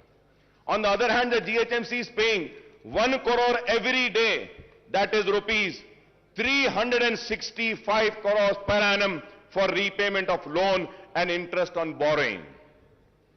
Honorable Speaker, sir, every day the GHMC is paying 1 crore. Sir, at the same time, sir, under the 14th and 15th Finance Commission grant, the central government sanctioned funds amounting to rupees 300 crores and rupees 1,000 crore respectively to the GHMC, but these have not been realized by the state government. With the introduction of TSB pass for building permission, the building permit fees is deposited with the state treasury and the GHMC is not getting this amount. Sir, मैं घर बनाना चाहता हूं, घर बनाने के permission के लिए पैसे भरता हूं, वो पैसे जीएचएमसी में नहीं आते हैं सर, वो गवर्नमेंट ट्रेजरी में चले जाते हैं. सर, ये जीएचएमसी में घर बन रहा है, परमिशन जीएचएमसी दे रही है, तो पैसा तो जीएचएमसी को आना चाहिए, लेकिन ऐसे नहीं हो रहा है sir. Sir, the GHMC's own revenues are meant for paying staff salaries and for the maintenance work and for major works and project funds. Projects funds have to be sanctioned with the state government. I want to know how many projects in GHMC are funded by the state government from 2014 onwards, sir. GHMC के जो भी projects हैं, government की तरफ से क्या दिया जा रहा है? Now, maintenance and new works in GHMC have come to a halt from July 2021 and onwards, since payments were not made to GHMC contractors. The contractors' dues are rupees 300 crores and the government should release the fund for development of work to GHMC to clear this fund. Most of the 2,000 contractors at GHMC are petty contractors whose livelihood depends on GHMC work. Sir, I also have the statement, sir. Abstract of MAUD department budget for 7 years. For 7 years, when we see, sir, Commissioner and Director of Municipal Administration, Hyderabad Metro Water Supply Sewerage Board, the Mission for Elimination of Poverty Municipal Areas, MEPMA, then Amrut Smart City, Musi River Fund Development Limited, Hyderabad Road Development Corporation Limited, Hyderabad Metro Rail.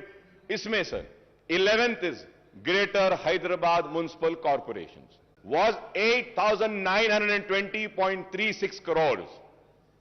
Budget release 236.11. Only, sir, 236.11. This is for the financial year 2014 and 15 se lekar for the year 2021-22 tak. Last 7.5-8 years में 8,990.36 करोड़ का ऐलान किया, लेकिन budget release 236 crore का हुआ और expenditure. Sir, now we have to see what has been the expenditure. Sir, out of 8,920, 236.11 was released and the expenditure is how much, sir? Only 2 crore 65 lakhs. 2 crore 65 lakhs. If I am wrong, I may be corrected. If I am wrong, I may be corrected. These are the figures which has been given. So it is very sad, sir. Sir, also, in this house, sir, an announcement was made about the notarized document to be treated as registered document. Ministers की एक committee भी बनाई गई. Sir, आज तक भी कुछ नहीं हुआ. सर, मैं आपके जरिए हुकूमत से फिर से अपील करना चाहता हूं कि नोटराइज डॉक्यूमेंट को रजिस्टर्ड डॉक्यूमेंट ट्रीट करिए. कई लोग परेशान हैं. कई लोग अपनी जमीन बेच नहीं सकते, कई लोग आज घर नहीं बना सकते हैं, खर्च नहीं ले रहे हैं। इस ऐवान में ऐलान किया गया कि नोटराइज डॉक्यूमेंट को रजिस्टर ट्रीट किया जाएगा। मैं उम्मीद करता हूं कि हुकूमत जल्द अज जल्द इस पर भी गौर करेगी।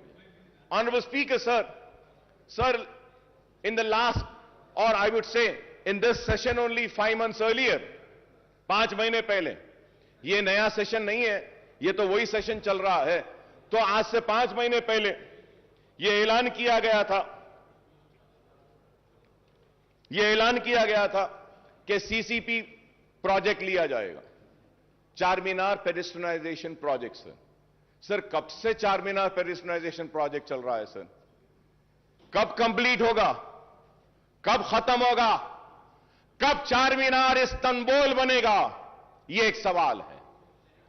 और उसके बाद जवाब में यह बोला गया कि खुली कुतुब शाह के जरिए चार मीनार पेडिस्ट्रियनाइजेशन का प्रोजेक्ट करेंगे, खुली कुतुब शाह के जरिए नए पुल के पास जो ब्रिजेस है वो बनाएंगे, खुली कुतुब शाह को और काम देंगे। सर खुली कुतुब शाह का जो पहला जितना बजट लास्ट ईयर दिए थे उससे और कम कर दिया गया।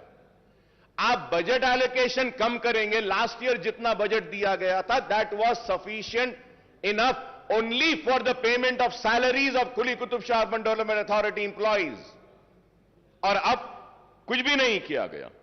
Sir pending works of nalas and sports and the stadiums are still pending.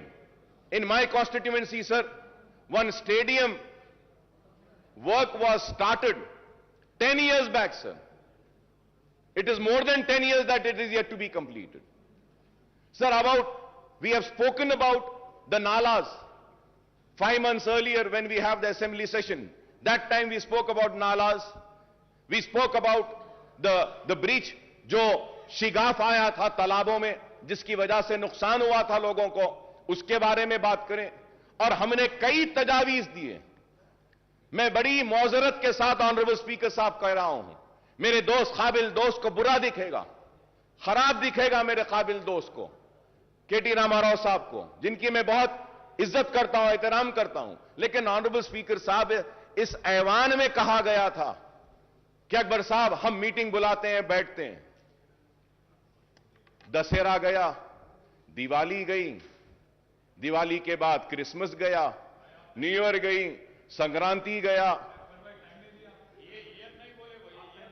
कब होगी मीटिंग? बुला लीजिए साहब, हम आप साहब, हमारे पास पूरा टाइम है, आप जब बोले जब हम आ जाते हैं आपके पास, जब आप बोले आ जाएंगे।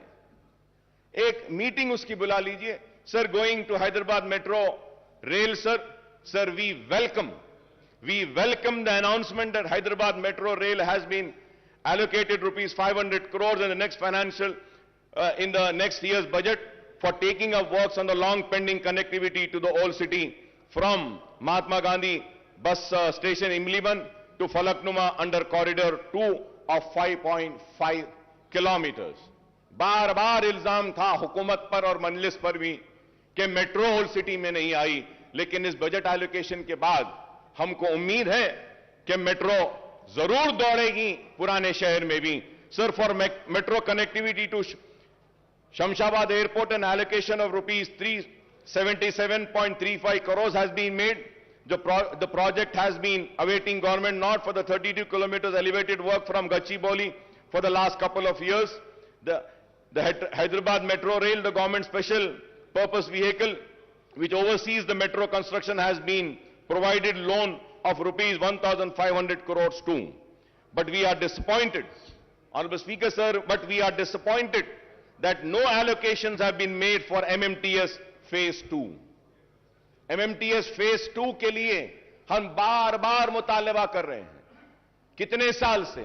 6-7 साल से मुतालबा है कि MMTS Phase 2 के लिए एलोकेट करिए फंड्स, लेकिन वो अब तक नहीं हुआ। मैं उम्मीद करता हूं कि फाइनेंस मिनिस्टर साहब MMTS Phase 2 के लिए भी जो रिक्वायर्ड फंड्स हैं उसको भी जारी करेंगे। So the state government has to provide its share of assured 2/3 funds of total cost of 817 crore, but only 129 crores was released. the MMTS Phase 2 project taken up by the South Central Railway should be completed in all respect, connecting the suburbs and providing a cheaper and environmental friendly transport system to the poor and middle class passengers. The MMTS Phase 2 also provides for extending the connectivity to the Shamshabad airport, and this can be supplement the metro connectivity from Gachibowli. So about 2 BHK with an objective to providing a dignified dwelling of decent size, the government is implementing 2 BHK program. The government has sanctioned 2.91 lakh houses all over the state and 1 lakh in the GHMC area. However, in the 15 assembly segments of Hyderabad district, only 9,453 houses are sanctioned and 24 locations, and there is no 2 BHK housing site in Charminar Amberpet segment, sir. Sir, in the GHMC area, only 4,504 houses have been completed and only 3,136 houses are actually handed over to the beneficiaries, sir. Most of the housing units in GHMC area are at various stages of constructions, and work has been stopped at most of the site as, again, the same problem, the contractors are not paid their dues for several months. I request to you, sir, कि ये contractors के जो पैसे हैं, इसको pay करने के लिए बोली. In the next year budget allocation, rupees 12,000 crores is proposed for the 2 BHK program, and I hope that the housing units in GHMC would be completed to hand over to beneficiaries during the year. We welcome the government decision to launch the scheme of providing financial assistance for construction of 2-bedroom housing scheme for people who have their own plots with a unit cost of 3 lakh per house. 3 lakh रुपये गरीबों को जो जिनका खुद की जमीन है घर बनाने के लिए देने का जो ऐलान किया गया है, हम इसका खैर मुकदम करते हैं. It is better late than never, although the proposed unit cost has been brought down from the previous promise of rupees 5 lakhs rupees.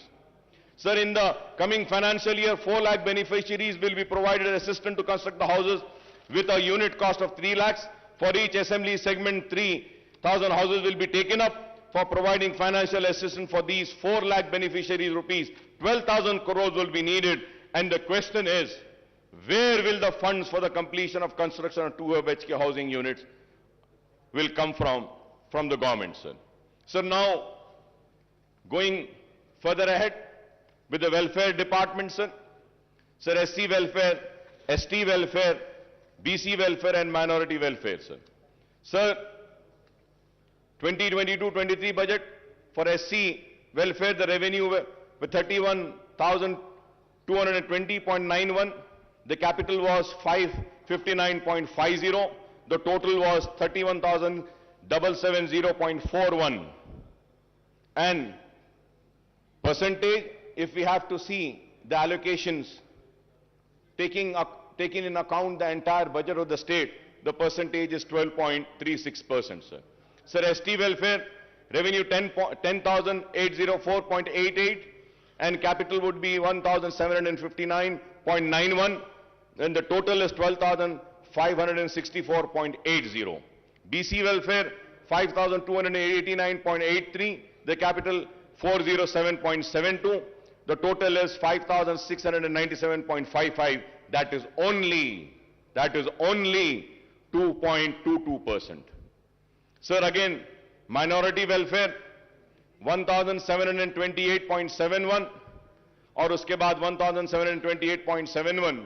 अगर आप इसको देखते हैं टोटल बजट के हिसाब से, तो माइनॉरिटीज को जो शेयर दिया गया है बजट में से, वो share is 0.67%.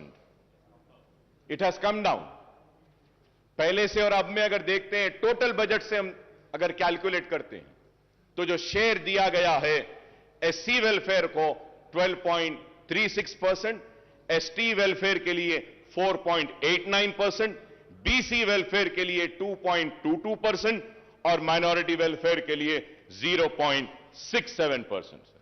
Sir, when we come to the minorities, sir, so Honorable Speaker, sir, before going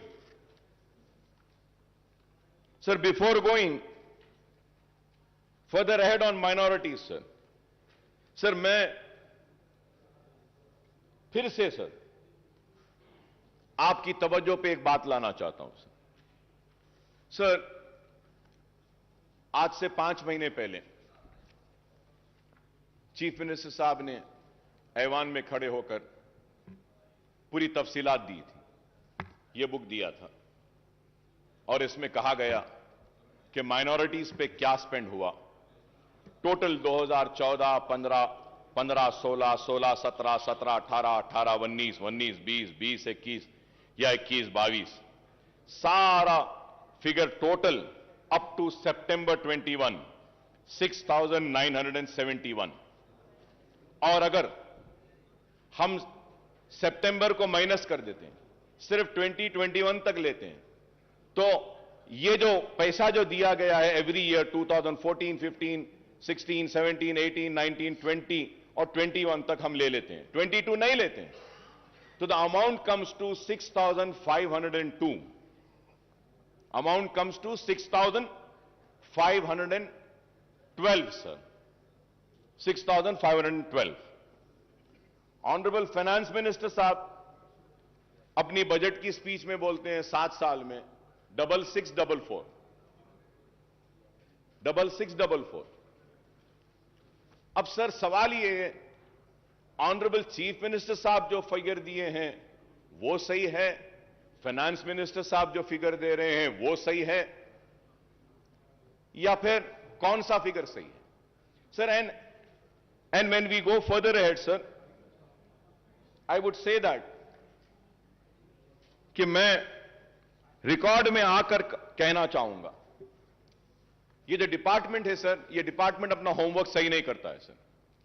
sir अगर हम 7 इयर्स का टोटल लेते हैं माइनॉरिटीज का, जब budget allocation was 9,837.22, BROs released was 7,736.10, expenditure is 6,205.18, 6,205.18। Sir finance minister साहब को चाहिए था कि वो फॉर द ईयर 2021-22 का भी जो स्कीम वाइज है, जो हमारा 1,600 है, उसमें स्कीम्स में 949.7 है, एडिशनल बजट 133.96 करोड़ दिए, तो टोटल 1083.66, फिर रेजिडेंशियल स्कूल्स के लिए 649.98 दिए। तो अगर ये ले लेते हैं, जब ये सारा ले लेते हैं, गवर्नमेंट की तरफ से मैं कह रहा हूं कि अब तक माइनॉरिटीज पे जो खर्च हुआ है वो 7,347.89 करोड़ है। आपको यह बोलना चाहिए अब तक जो खर्च हुआ। 6644 आपने कहा, चीफ मिनिस्टर साहब एक फिगर देते हैं और ये फिगर असल ये है। This is why I say that study the finance department also needs to study and come prepared. The finance department also needs to study and come prepared. This house should not. Before going further ahead, Honorable Minister Sahab in his speech has quoted and said that 40 crores have been given for Anisul Gurba. The building is complete, ready for inauguration. Honorable Speaker, sir, it is not ready, sir. Sir, I have the picture, sir. I have the picture, sir. Is this ready? Is this called ready? No, sir, it's not ready. Why I say that? Any word said or uttered in this house holds an importance. And a document has been given. एक किताब दी गई, किताब में कहा गया है कि खत्म हो गया, नहीं हुआ है। सर मैं आपसे कहना चाहता हूं कि इस ऐवान में और एक बात, एक और ऐलान किया गया था। महमूद अली साहब यहां मौजूद हैं, अगर मैं गलत कह रहा हूं तो मुझे रोकिए, मुझे टोकिए। ऐलान किया गया था कि हज हाउस के बाजू की जो बिल्डिंग है वहां पे माइनॉरिटीज के सारे ऑफिसेस को वहां पे लाया जाएगा। क्या ऐलान किया गया था या नहीं? आज क्या वहां पे बिल्डिंग में क्या पूरे डिपार्टमेंट्स आए या नहीं? पूरी बिल्डिंग कमजोर हो रही है। अरे आप उस बिल्डिंग को कंप्लीट तो भी करवा दीजिए, उस बिल्डिंग को किराए पर भी तो दे दीजिए, कम से कम गवर्नमेंट ऑफिसेज नहीं लाना है तो किसी और को दे दीजिए। इस्लामिक सेंटर के लिए 10 एकड़ जमीन दी गई, कंस्ट्रक्शन आज भी चालू नहीं हुआ। सर मैं ऑनरेबल स्पीकर साहब, मैं फिर से आपको याद दिलाना चाहता हूं सर, मेरी बात फिर खराब दिखेगी, मगर मैं फिर से कह रहा हूं सर, इस 5 महीने पहले चीफ मिनिस्टर साहब ने कहा कि अकबर साहब हम मीटिंग बुलाते हैं, दशहरा हो जाने दीजिए, मीटिंग बुलाते हैं। सर, दशहरा हो गया, दिवाली हो गई, क्रिसमस हो गया, न्यू ईयर हो गया, संक्रांति हो गई, अब होली आ रही है, होली भी हो जाएगी। सर, आज मैं पूछना चाहता हूं कि अगर आप अपने वादे को पूरा नहीं कर सकते हैं तो बोलते क्यों हैं? बुरा दिखता है मेरी बात, लेकिन हक है। मैंने जो कहा कि आपने मेरे कान को खुश किया, मैंने आपके कान को खुश किया, ये लेने देने की बात कहां से आई? यही बात हुई। बादशाह के दरबार में खड़ा है गाने वाला, गा रहा है, वाह वाह वाह क्या गाया, जमीन ले ले, वाह वाह वाह क्या गाया, जायदाद ले ले, वाह वाह वाह क्या गाया, सोना ले ले, वाह वाह वाह क्या गाया, हीरे ले ले, वाह वाह वाह क्या गाया, मोती ले ले, वाह वाह वाह क्या गाया, ये ले ले, वो ले ले, सब हो गया। बाद में आके बोलते हैं, अरे सरकार मैं इतना अच्छा गाया और मुझे बोले कि तू जमीन ले ले, जायदाद ले ले, मोती ले ले, हीरे ले ले। तो सवाल ये है, तो पूछते हैं कहां है? तो बादशाह पलट के बोलते हैं, अरे लेने देने की बात कहां है बाबा, तूने मेरे कान को खुश किया, मैंने तेरे कान को खुश किया। ये मेरी बात खराब दिखेगी, मगर ऑनरेबल स्पीकर सर, मैं आपसे पूछना चाहता हूं, मेरा बदतमीजी होगी, माफी चाहता हूं सर। एक मेंबर इस ऐवान में वेल में आता है तो डिग्निटी और ऑनर इस हाउस की खराब और ये कह के सस्पेंड कर देते हैं, बाहर फेंक देते हैं। इस हाउस में जो ऐलान किया गया, उस ऐलान का क्या है, मैं पूछना चाहता हूं। क्या उसकी कोई अहमियत नहीं? उसका कोई वकार नहीं? क्या उसकी इज्जत नहीं? हम पुकारे तो कहां पुकारे? हम चीखे तो कहां चीखे? बताइए। ये ऐवान में आकर पुकारेंगे और ऐवान में बोलते हैं कि करेंगे, बुलाएंगे, इंतजार में खड़े हैं। सरकार का बुलावा कब आएगा? कब आएगा? आज आप बताइए ऑनरेबल स्पीकर सर, हम दर्द के साथ, कर्ब के साथ कह रहे हैं, आलेर की एनकाउंटर पर रिपोर्ट देंगे बोले, आज कातिलों को प्रमोशन हो रहा है, उन जालिमों को तरक्की दी जा रही है और मेरे खून बह रहा है, लेकिन उस पर इंसाफ नहीं। कब मिलेगा आलेर के लोगों को इंसाफ? मेरा सवाल है। आज हम ये बातें करते हैं, जियो निकाला गया, बोला गया कि चारमीनार पेडेस्टलाइजेशन के पुल को डालेंगे, कहां है बताइए? मैं जरूर यहां खड़े होकर अपने हक की लड़ाई लड़ रहा हूं। Honourable speaker sir, it is very important when we raise an issue, when an assurance has been given, that needs to be fulfilled. अब सवाल यह होगा कि आज इतने रिक्रूटमेंट का ऐलान किया गया, ये भी होंगे या नहीं? क्योंकि मेरे साथ तो यह तजुर्बा, मेरे साथ तो यह हुआ, मुसलमानों के साथ तो यह हुआ। सर, पब्लिक सर्विस कमीशन में एक भी मुसलमान नहीं, पब्लिक प्लीडर एक भी मुसलमान नहीं, माइनॉरिटी कमीशन में नहीं। क्यों बताइए सर? क्या एक मुसलमान को नहीं बना सकते? एक मुसलमान भी वाइस चांसलर नहीं है इतनी यूनिवर्सिटीज में। आप बताइए। मैं पूछना चाहता हूं टीआरएस के मेंबर से, मेरी बात गलत है तो बोलो, क्या मुसलमानों में एक भी काबिल नहीं है जिसको वीसी बनाया जा सकता? क्या मुसलमान में एक भी नहीं है जिसको पब्लिक सर्विस कमीशन का रुकन बनाया जा सकता? क्या मुसलमान में कोई भी काबिल नहीं है कि उसको एक पब्लिक लीडर बनाएंगे? मुसलमानों से हमदर्दी की बात है, लेकिन आज यह चीज नहीं हो रही है। इसलिए मैं आपके जरिए हुकूमत से मुतालबा करूंगा कि प्लीज कुछ करिए इस पर। अगर आप नहीं करेंगे तो फिर नहीं होगा। ऑनरेबल स्पीकर साहब, आपको सुन के हैरत होगी, यहां सब टीआरएस के लोग बैठे हैं। मैं इनसे सवाल करता हूं, अपने दिल पर हाथ रखकर बोलो, तेलंगाना आने से पहले औकाफी जायदादों के तहफ्फुज के लिए क्या आप चैंपियन नहीं बने थे? दिल पे हाथ रखकर बोलो, क्या हुसैन शाह वली रहमतुल्लाह अलैह की वक्फ की जमीन के लिए क्या आप नहीं लड़े थे मेरे साथ? क्या हाईकोर्ट में टीआरएस नहीं गई थी? क्या बोलकर गई थी? यह वक्फ की जायदाद है। तेलंगाना एजिटेशन, तेलंगाना मिल गया, हुकूमत में आ गए, आने के बाद वही किया। सर मैं मुझे कंप्लीट करने दीजिए सर। वही किया जो कांग्रेस ने किया, वही किया जो तेलुगु देशम ने किया। नाइंसाफी मुसलमानों के साथ हुई, वो ये हुई कि इख्तिदार में आने के बाद हुसैन शाह वली की जमीन गवर्नमेंट लैंड है बोलती है टीआरएस की हुकूमत। क्या इंसाफ है? हुकूमत में नहीं थे तो वक्फ की थी, हुकूमत में आ गए तो गवर्नमेंट की। पूरी जमीन चले गई, पूरी जमीन चले गई। ऑनरेबल स्पीकर साहब, सुप्रीम कोर्ट में वक्फ बोर्ड मुकदमा हार गया टेक्निकल रीजंस की वजह से। अरे आज दे सकते थे। Please conclude sir, I am concluding sir, but I have to say sir. Sir मैं बोलना चाह रहा हूं, इसलिए बोलना चाह रहा हूं कि मुझे बोलना जरूरी है सर। सर पहले तो पूरा असेंबली कट हो गई, 5 दिन 6 दिन चल रही है। क्वेश्चंस आते ने, 5 दिन में एक क्वेश्चन आएगा हमारा, और उसके बाद में अगर कम वक्त में बोलूं तो फिर मेरा इस ऐवान में आना ही बेकार है। मुझे बोलने दीजिए सर, इस वास्ते कि मजबूर होकर कह रहा हूं, मजबूर होकर। हजारों करोड़ की जायदाद चले गई, एयरपोर्ट में चले गई।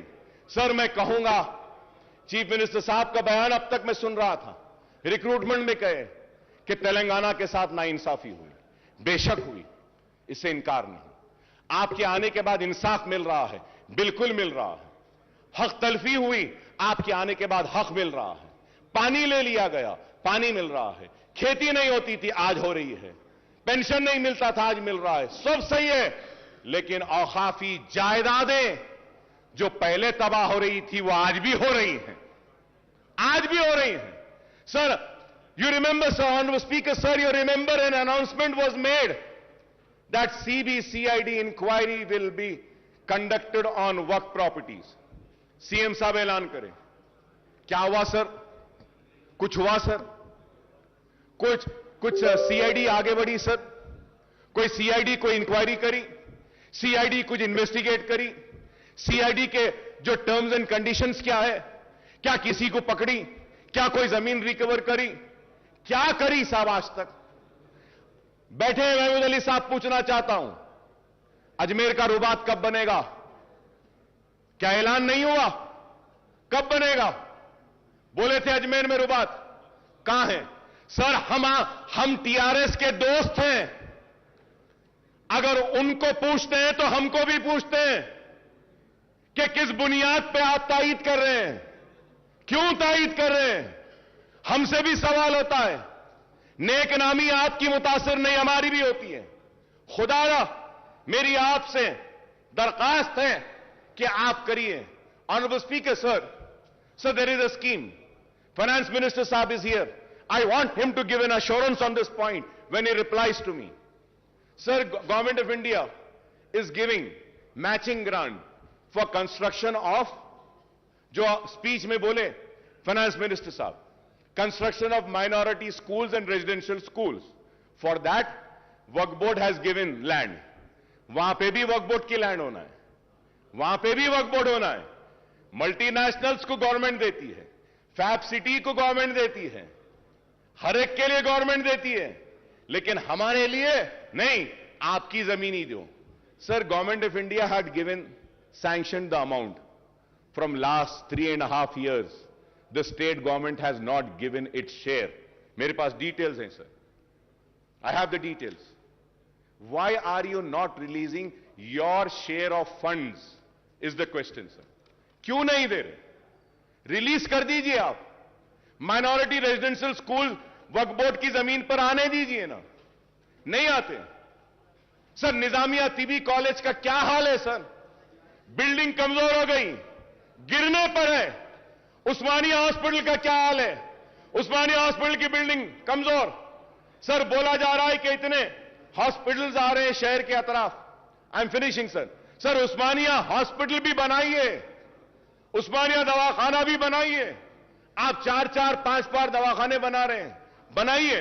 सर, ऑनरेबल स्पीकर सर, मैं आपको फिर से याद दिलाता हूं, मैं नई बात नहीं कर रहा हूं सर। ऑनरेबल स्पीकर साहब, मैं नई बात नहीं कर रहा हूं, जो बार बार जो हर सेशन में करता हूं वही बात कह रहा हूं। उर्दू को दूसरी सरकारी जबान का मौक़िफ़ दिया गया सर। ये बजट की आज जो स्पीच का जो बुक हमको दिए ना साहब, उसमें तेलुगु था, इंग्लिश था, उर्दू नहीं था। बाद में मंगाना पड़ा तो वहां से जाके उर्दू आया हमारे पास। क्यों साहब? उर्दू को दूसरी सरकारी जबान का मौक़िफ़ दिया गया है तो आप उर्दू के साथ इंसाफ करिए। उर्दू बोर्ड्स नहीं, आरटीसी के बसेस पे नहीं, सरकारी दफातर के बोर्ड्स पे नहीं, मुतरज्जिम को हमारी नुमाइंदगी पर मुकर्रर किया गया डिस्ट्रिक्ट कलेक्टर ऑफिस में, लेकिन आज तक भी कोई दरखास्त नहीं ली जाती। सर, उर्दू को उसका जायज हक दीजिए, यह हम मुतालबा करते हैं। हमारा मुतालबा कोई अलग नहीं है सर, जो वादे किए गए मैं वही दोहरा रहा हूं। Sir, honourable speaker sir, when I talk about minorities, sir मैं आपको फिर से और एक बात याद दिलाता हूं। सर, इस ऐवान में ये पूरे लोग गवाह हैं, चीफ मिनिस्टर साहब ने कहा कि Muslim minorities will be treated on par with SC STs। बोले या नहीं बोले सर? मेरे पास है सर, कौन सी तारीख को बोले, लेकर आया सर। क्या Muslim minorities are given the same treatment as to what the SCs and STs have been given? Sir, Honorable Speaker, sir, you will be surprised, sir, अगर मैं आपके सामने पढ़कर सुनाऊं, आप सुनिएगा sir. Sir, Scheduled Caste Development Department in the state of Telangana has 83 schemes, in which six schemes are centrally sponsored, whereas 49 schemes come under SC sub-plan. Sir, मैं बोल रहा हूं, Scheduled Tribe Department has 91 various schemes, in which 6 schemes are centrally sponsored and 56 schemes come under ST sub-plan. कितने? 56. Backward classes. 40 schemes, 4 schemes are centrally sponsored. The BC department has no sub-plan. चलिए साहब, आ गया ना साहब आपके सामने schedule caste 83, schedule tribe 91, BC 14, minority. चलिए, minority welfare, the minority welfare department has only 28 schemes, in which 1 scheme is run by center. The minority welfare department has no other scheme. Mahmood Ali साहब बैठे हैं, मैं महमूद अली साहब से भी पूछना चाहता हूं। महमूद अली साहब, आप बोलिए, माइनॉरिटी फाइनेंस कॉर्पोरेशन से किसी एक गरीब को भी लोन दिया गया क्या? बताइए, दिल पे हाथ रखकर बोलिए। माइनॉरिटी फाइनेंस कॉर्पोरेशन से एक को भी नहीं दिया गया सर। सर, 1.5 लाख रुपए देते बोले थे, 3 साल सर, 1 साल नहीं, 2 साल नहीं, 3, ये 4था साल है।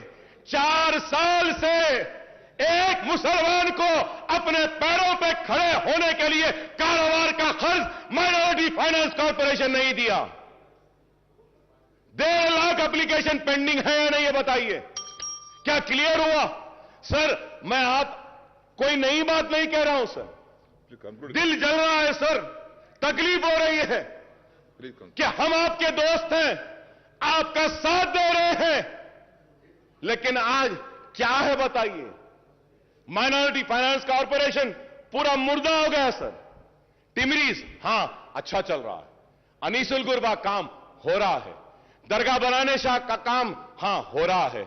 69 कॉन्ट्रैक्ट लेक्चरर्स को रेगुलर अब ये आज के बाद हो जाएगा। मुतरज्जिम आए, हो जाएंगे। मैं ये नहीं कह रहा हूं कि नहीं हुए। शादी मुबारक, यस, 2 लाख शादी मुबारक में गरीब बच्चियों की शादियां हुई। मुबारकबाद देता हूं हुकूमत को, बहुत अच्छा काम है। जो अच्छा है उसकी तारीफ करूंगा, जो नहीं हो रहा है उसको बोलकर रहूंगा, क्योंकि आवाम मुझे बोलने के लिए भेजी है। बोलना मेरा काम है। मेरी इस बात को यह ना समझे कि मैं आप पे तनकीद कर रहा हूं या मैं आपका दुश्मन हूं। नहीं, मैं आपका दोस्त हूं, इसलिए कह रहा हूं कि यहां पे नहीं हो रहा है, इसको करिए। करेंगे तो खुशी होंगे, करेंगे तो मुसलमान और करीब आएंगे, करेंगे तो मुसलमान जोश दर जोश आएंगे। यही मैं कहना चाहता हूं। आज इतने बच्चों को टिमरीज के जरिए पढ़ाया जा रहा है, ये काबिल मुबारकबाद है। मैं तारीफ करता हूं हुकूमत की, अच्छे कामों की भी तारीफ करता हूं।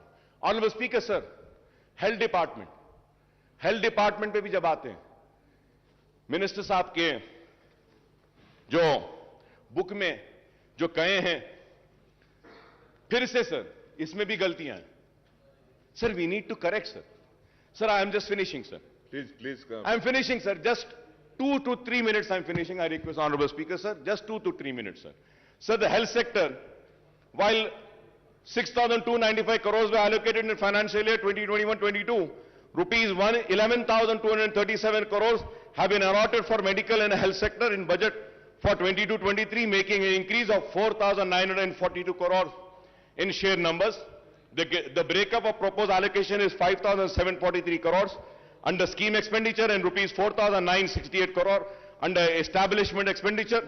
It is welcome sign that the health sector has got a much needed boost with budget allocation for the financial year 22-23 being 78.5% more than the current fiscal year, even as Telangana government seeks to build a robust healthcare network across the state. However, the allocation to the health sector now accounts for only 4.37% of the total budget. I have the list every year from 2014-15 but there is no time, so I'm just going further ahead, sir. For 22-23, the allocation has been increased from various schemes under scheme expenditure, rupees 1,000 crores for construction of medical colleges and hospitals, rupees 1,000 crores for construction of super speciality hospital. The allocation for these two categories in the current fiscal year was zero, though allocation has been increased for purchase of surgical consumable, diagnostic, reagent and disposable. The allocation to the National Program for Prevention of Control of Cancer, Diabetes, Cardiovascular Disease and Stroke has been raised from 5 crores to 5 crores in the current financial year to 308 crores for the next year, sir. The scheme expenditure for primary health centers under the Director of Public Health did not see any increase, and it was same case with the allocation of prevention of control of disease, sir. Sir, I congratulate the government for coming up with the dialysis centers. It was needed, and it's very good work that the government is doing. I congratulate the government for coming up with बस्ती दवाखाना, sir. ये बस्ती दवाखाने की वजह से गरीब को काफी फायदा हो रहा है और बस्ती दवाखाने आना चाहिए। मैं हुकूमत को मुबारकबाद देता हूं बस्ती दवाखानों के लिए, डायलिसिस सेंटर्स के लिए। कोविड में अच्छा काम किए, लेकिन उसके साथ ही साथ यह भी जानना चाहता हूं कि टिम्स हॉस्पिटल को क्यों बंद किया जा रहा है। आप वजाहत करिए। Telangana institute of medical sciences Gachibowli में क्यों बंद कर रहे हैं? उसके पोस्ट को निकाल रहे हैं क्या? आज अखबारात में हम पढ़ें, आप उसका क्लैरिफिकेशन दीजिए। Sir, in the budget speech the honourable finance minister said that there were only 3 medical colleges which were established in Telangana region during the 60 years rule of combined state. Usmania and Gandhi Hospital were established even before the combined state.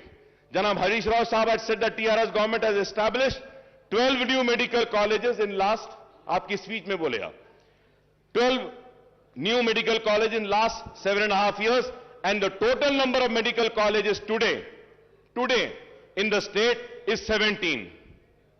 No, sir. It is not right. With all responsibility, I am saying, sir. It is not 17, sir.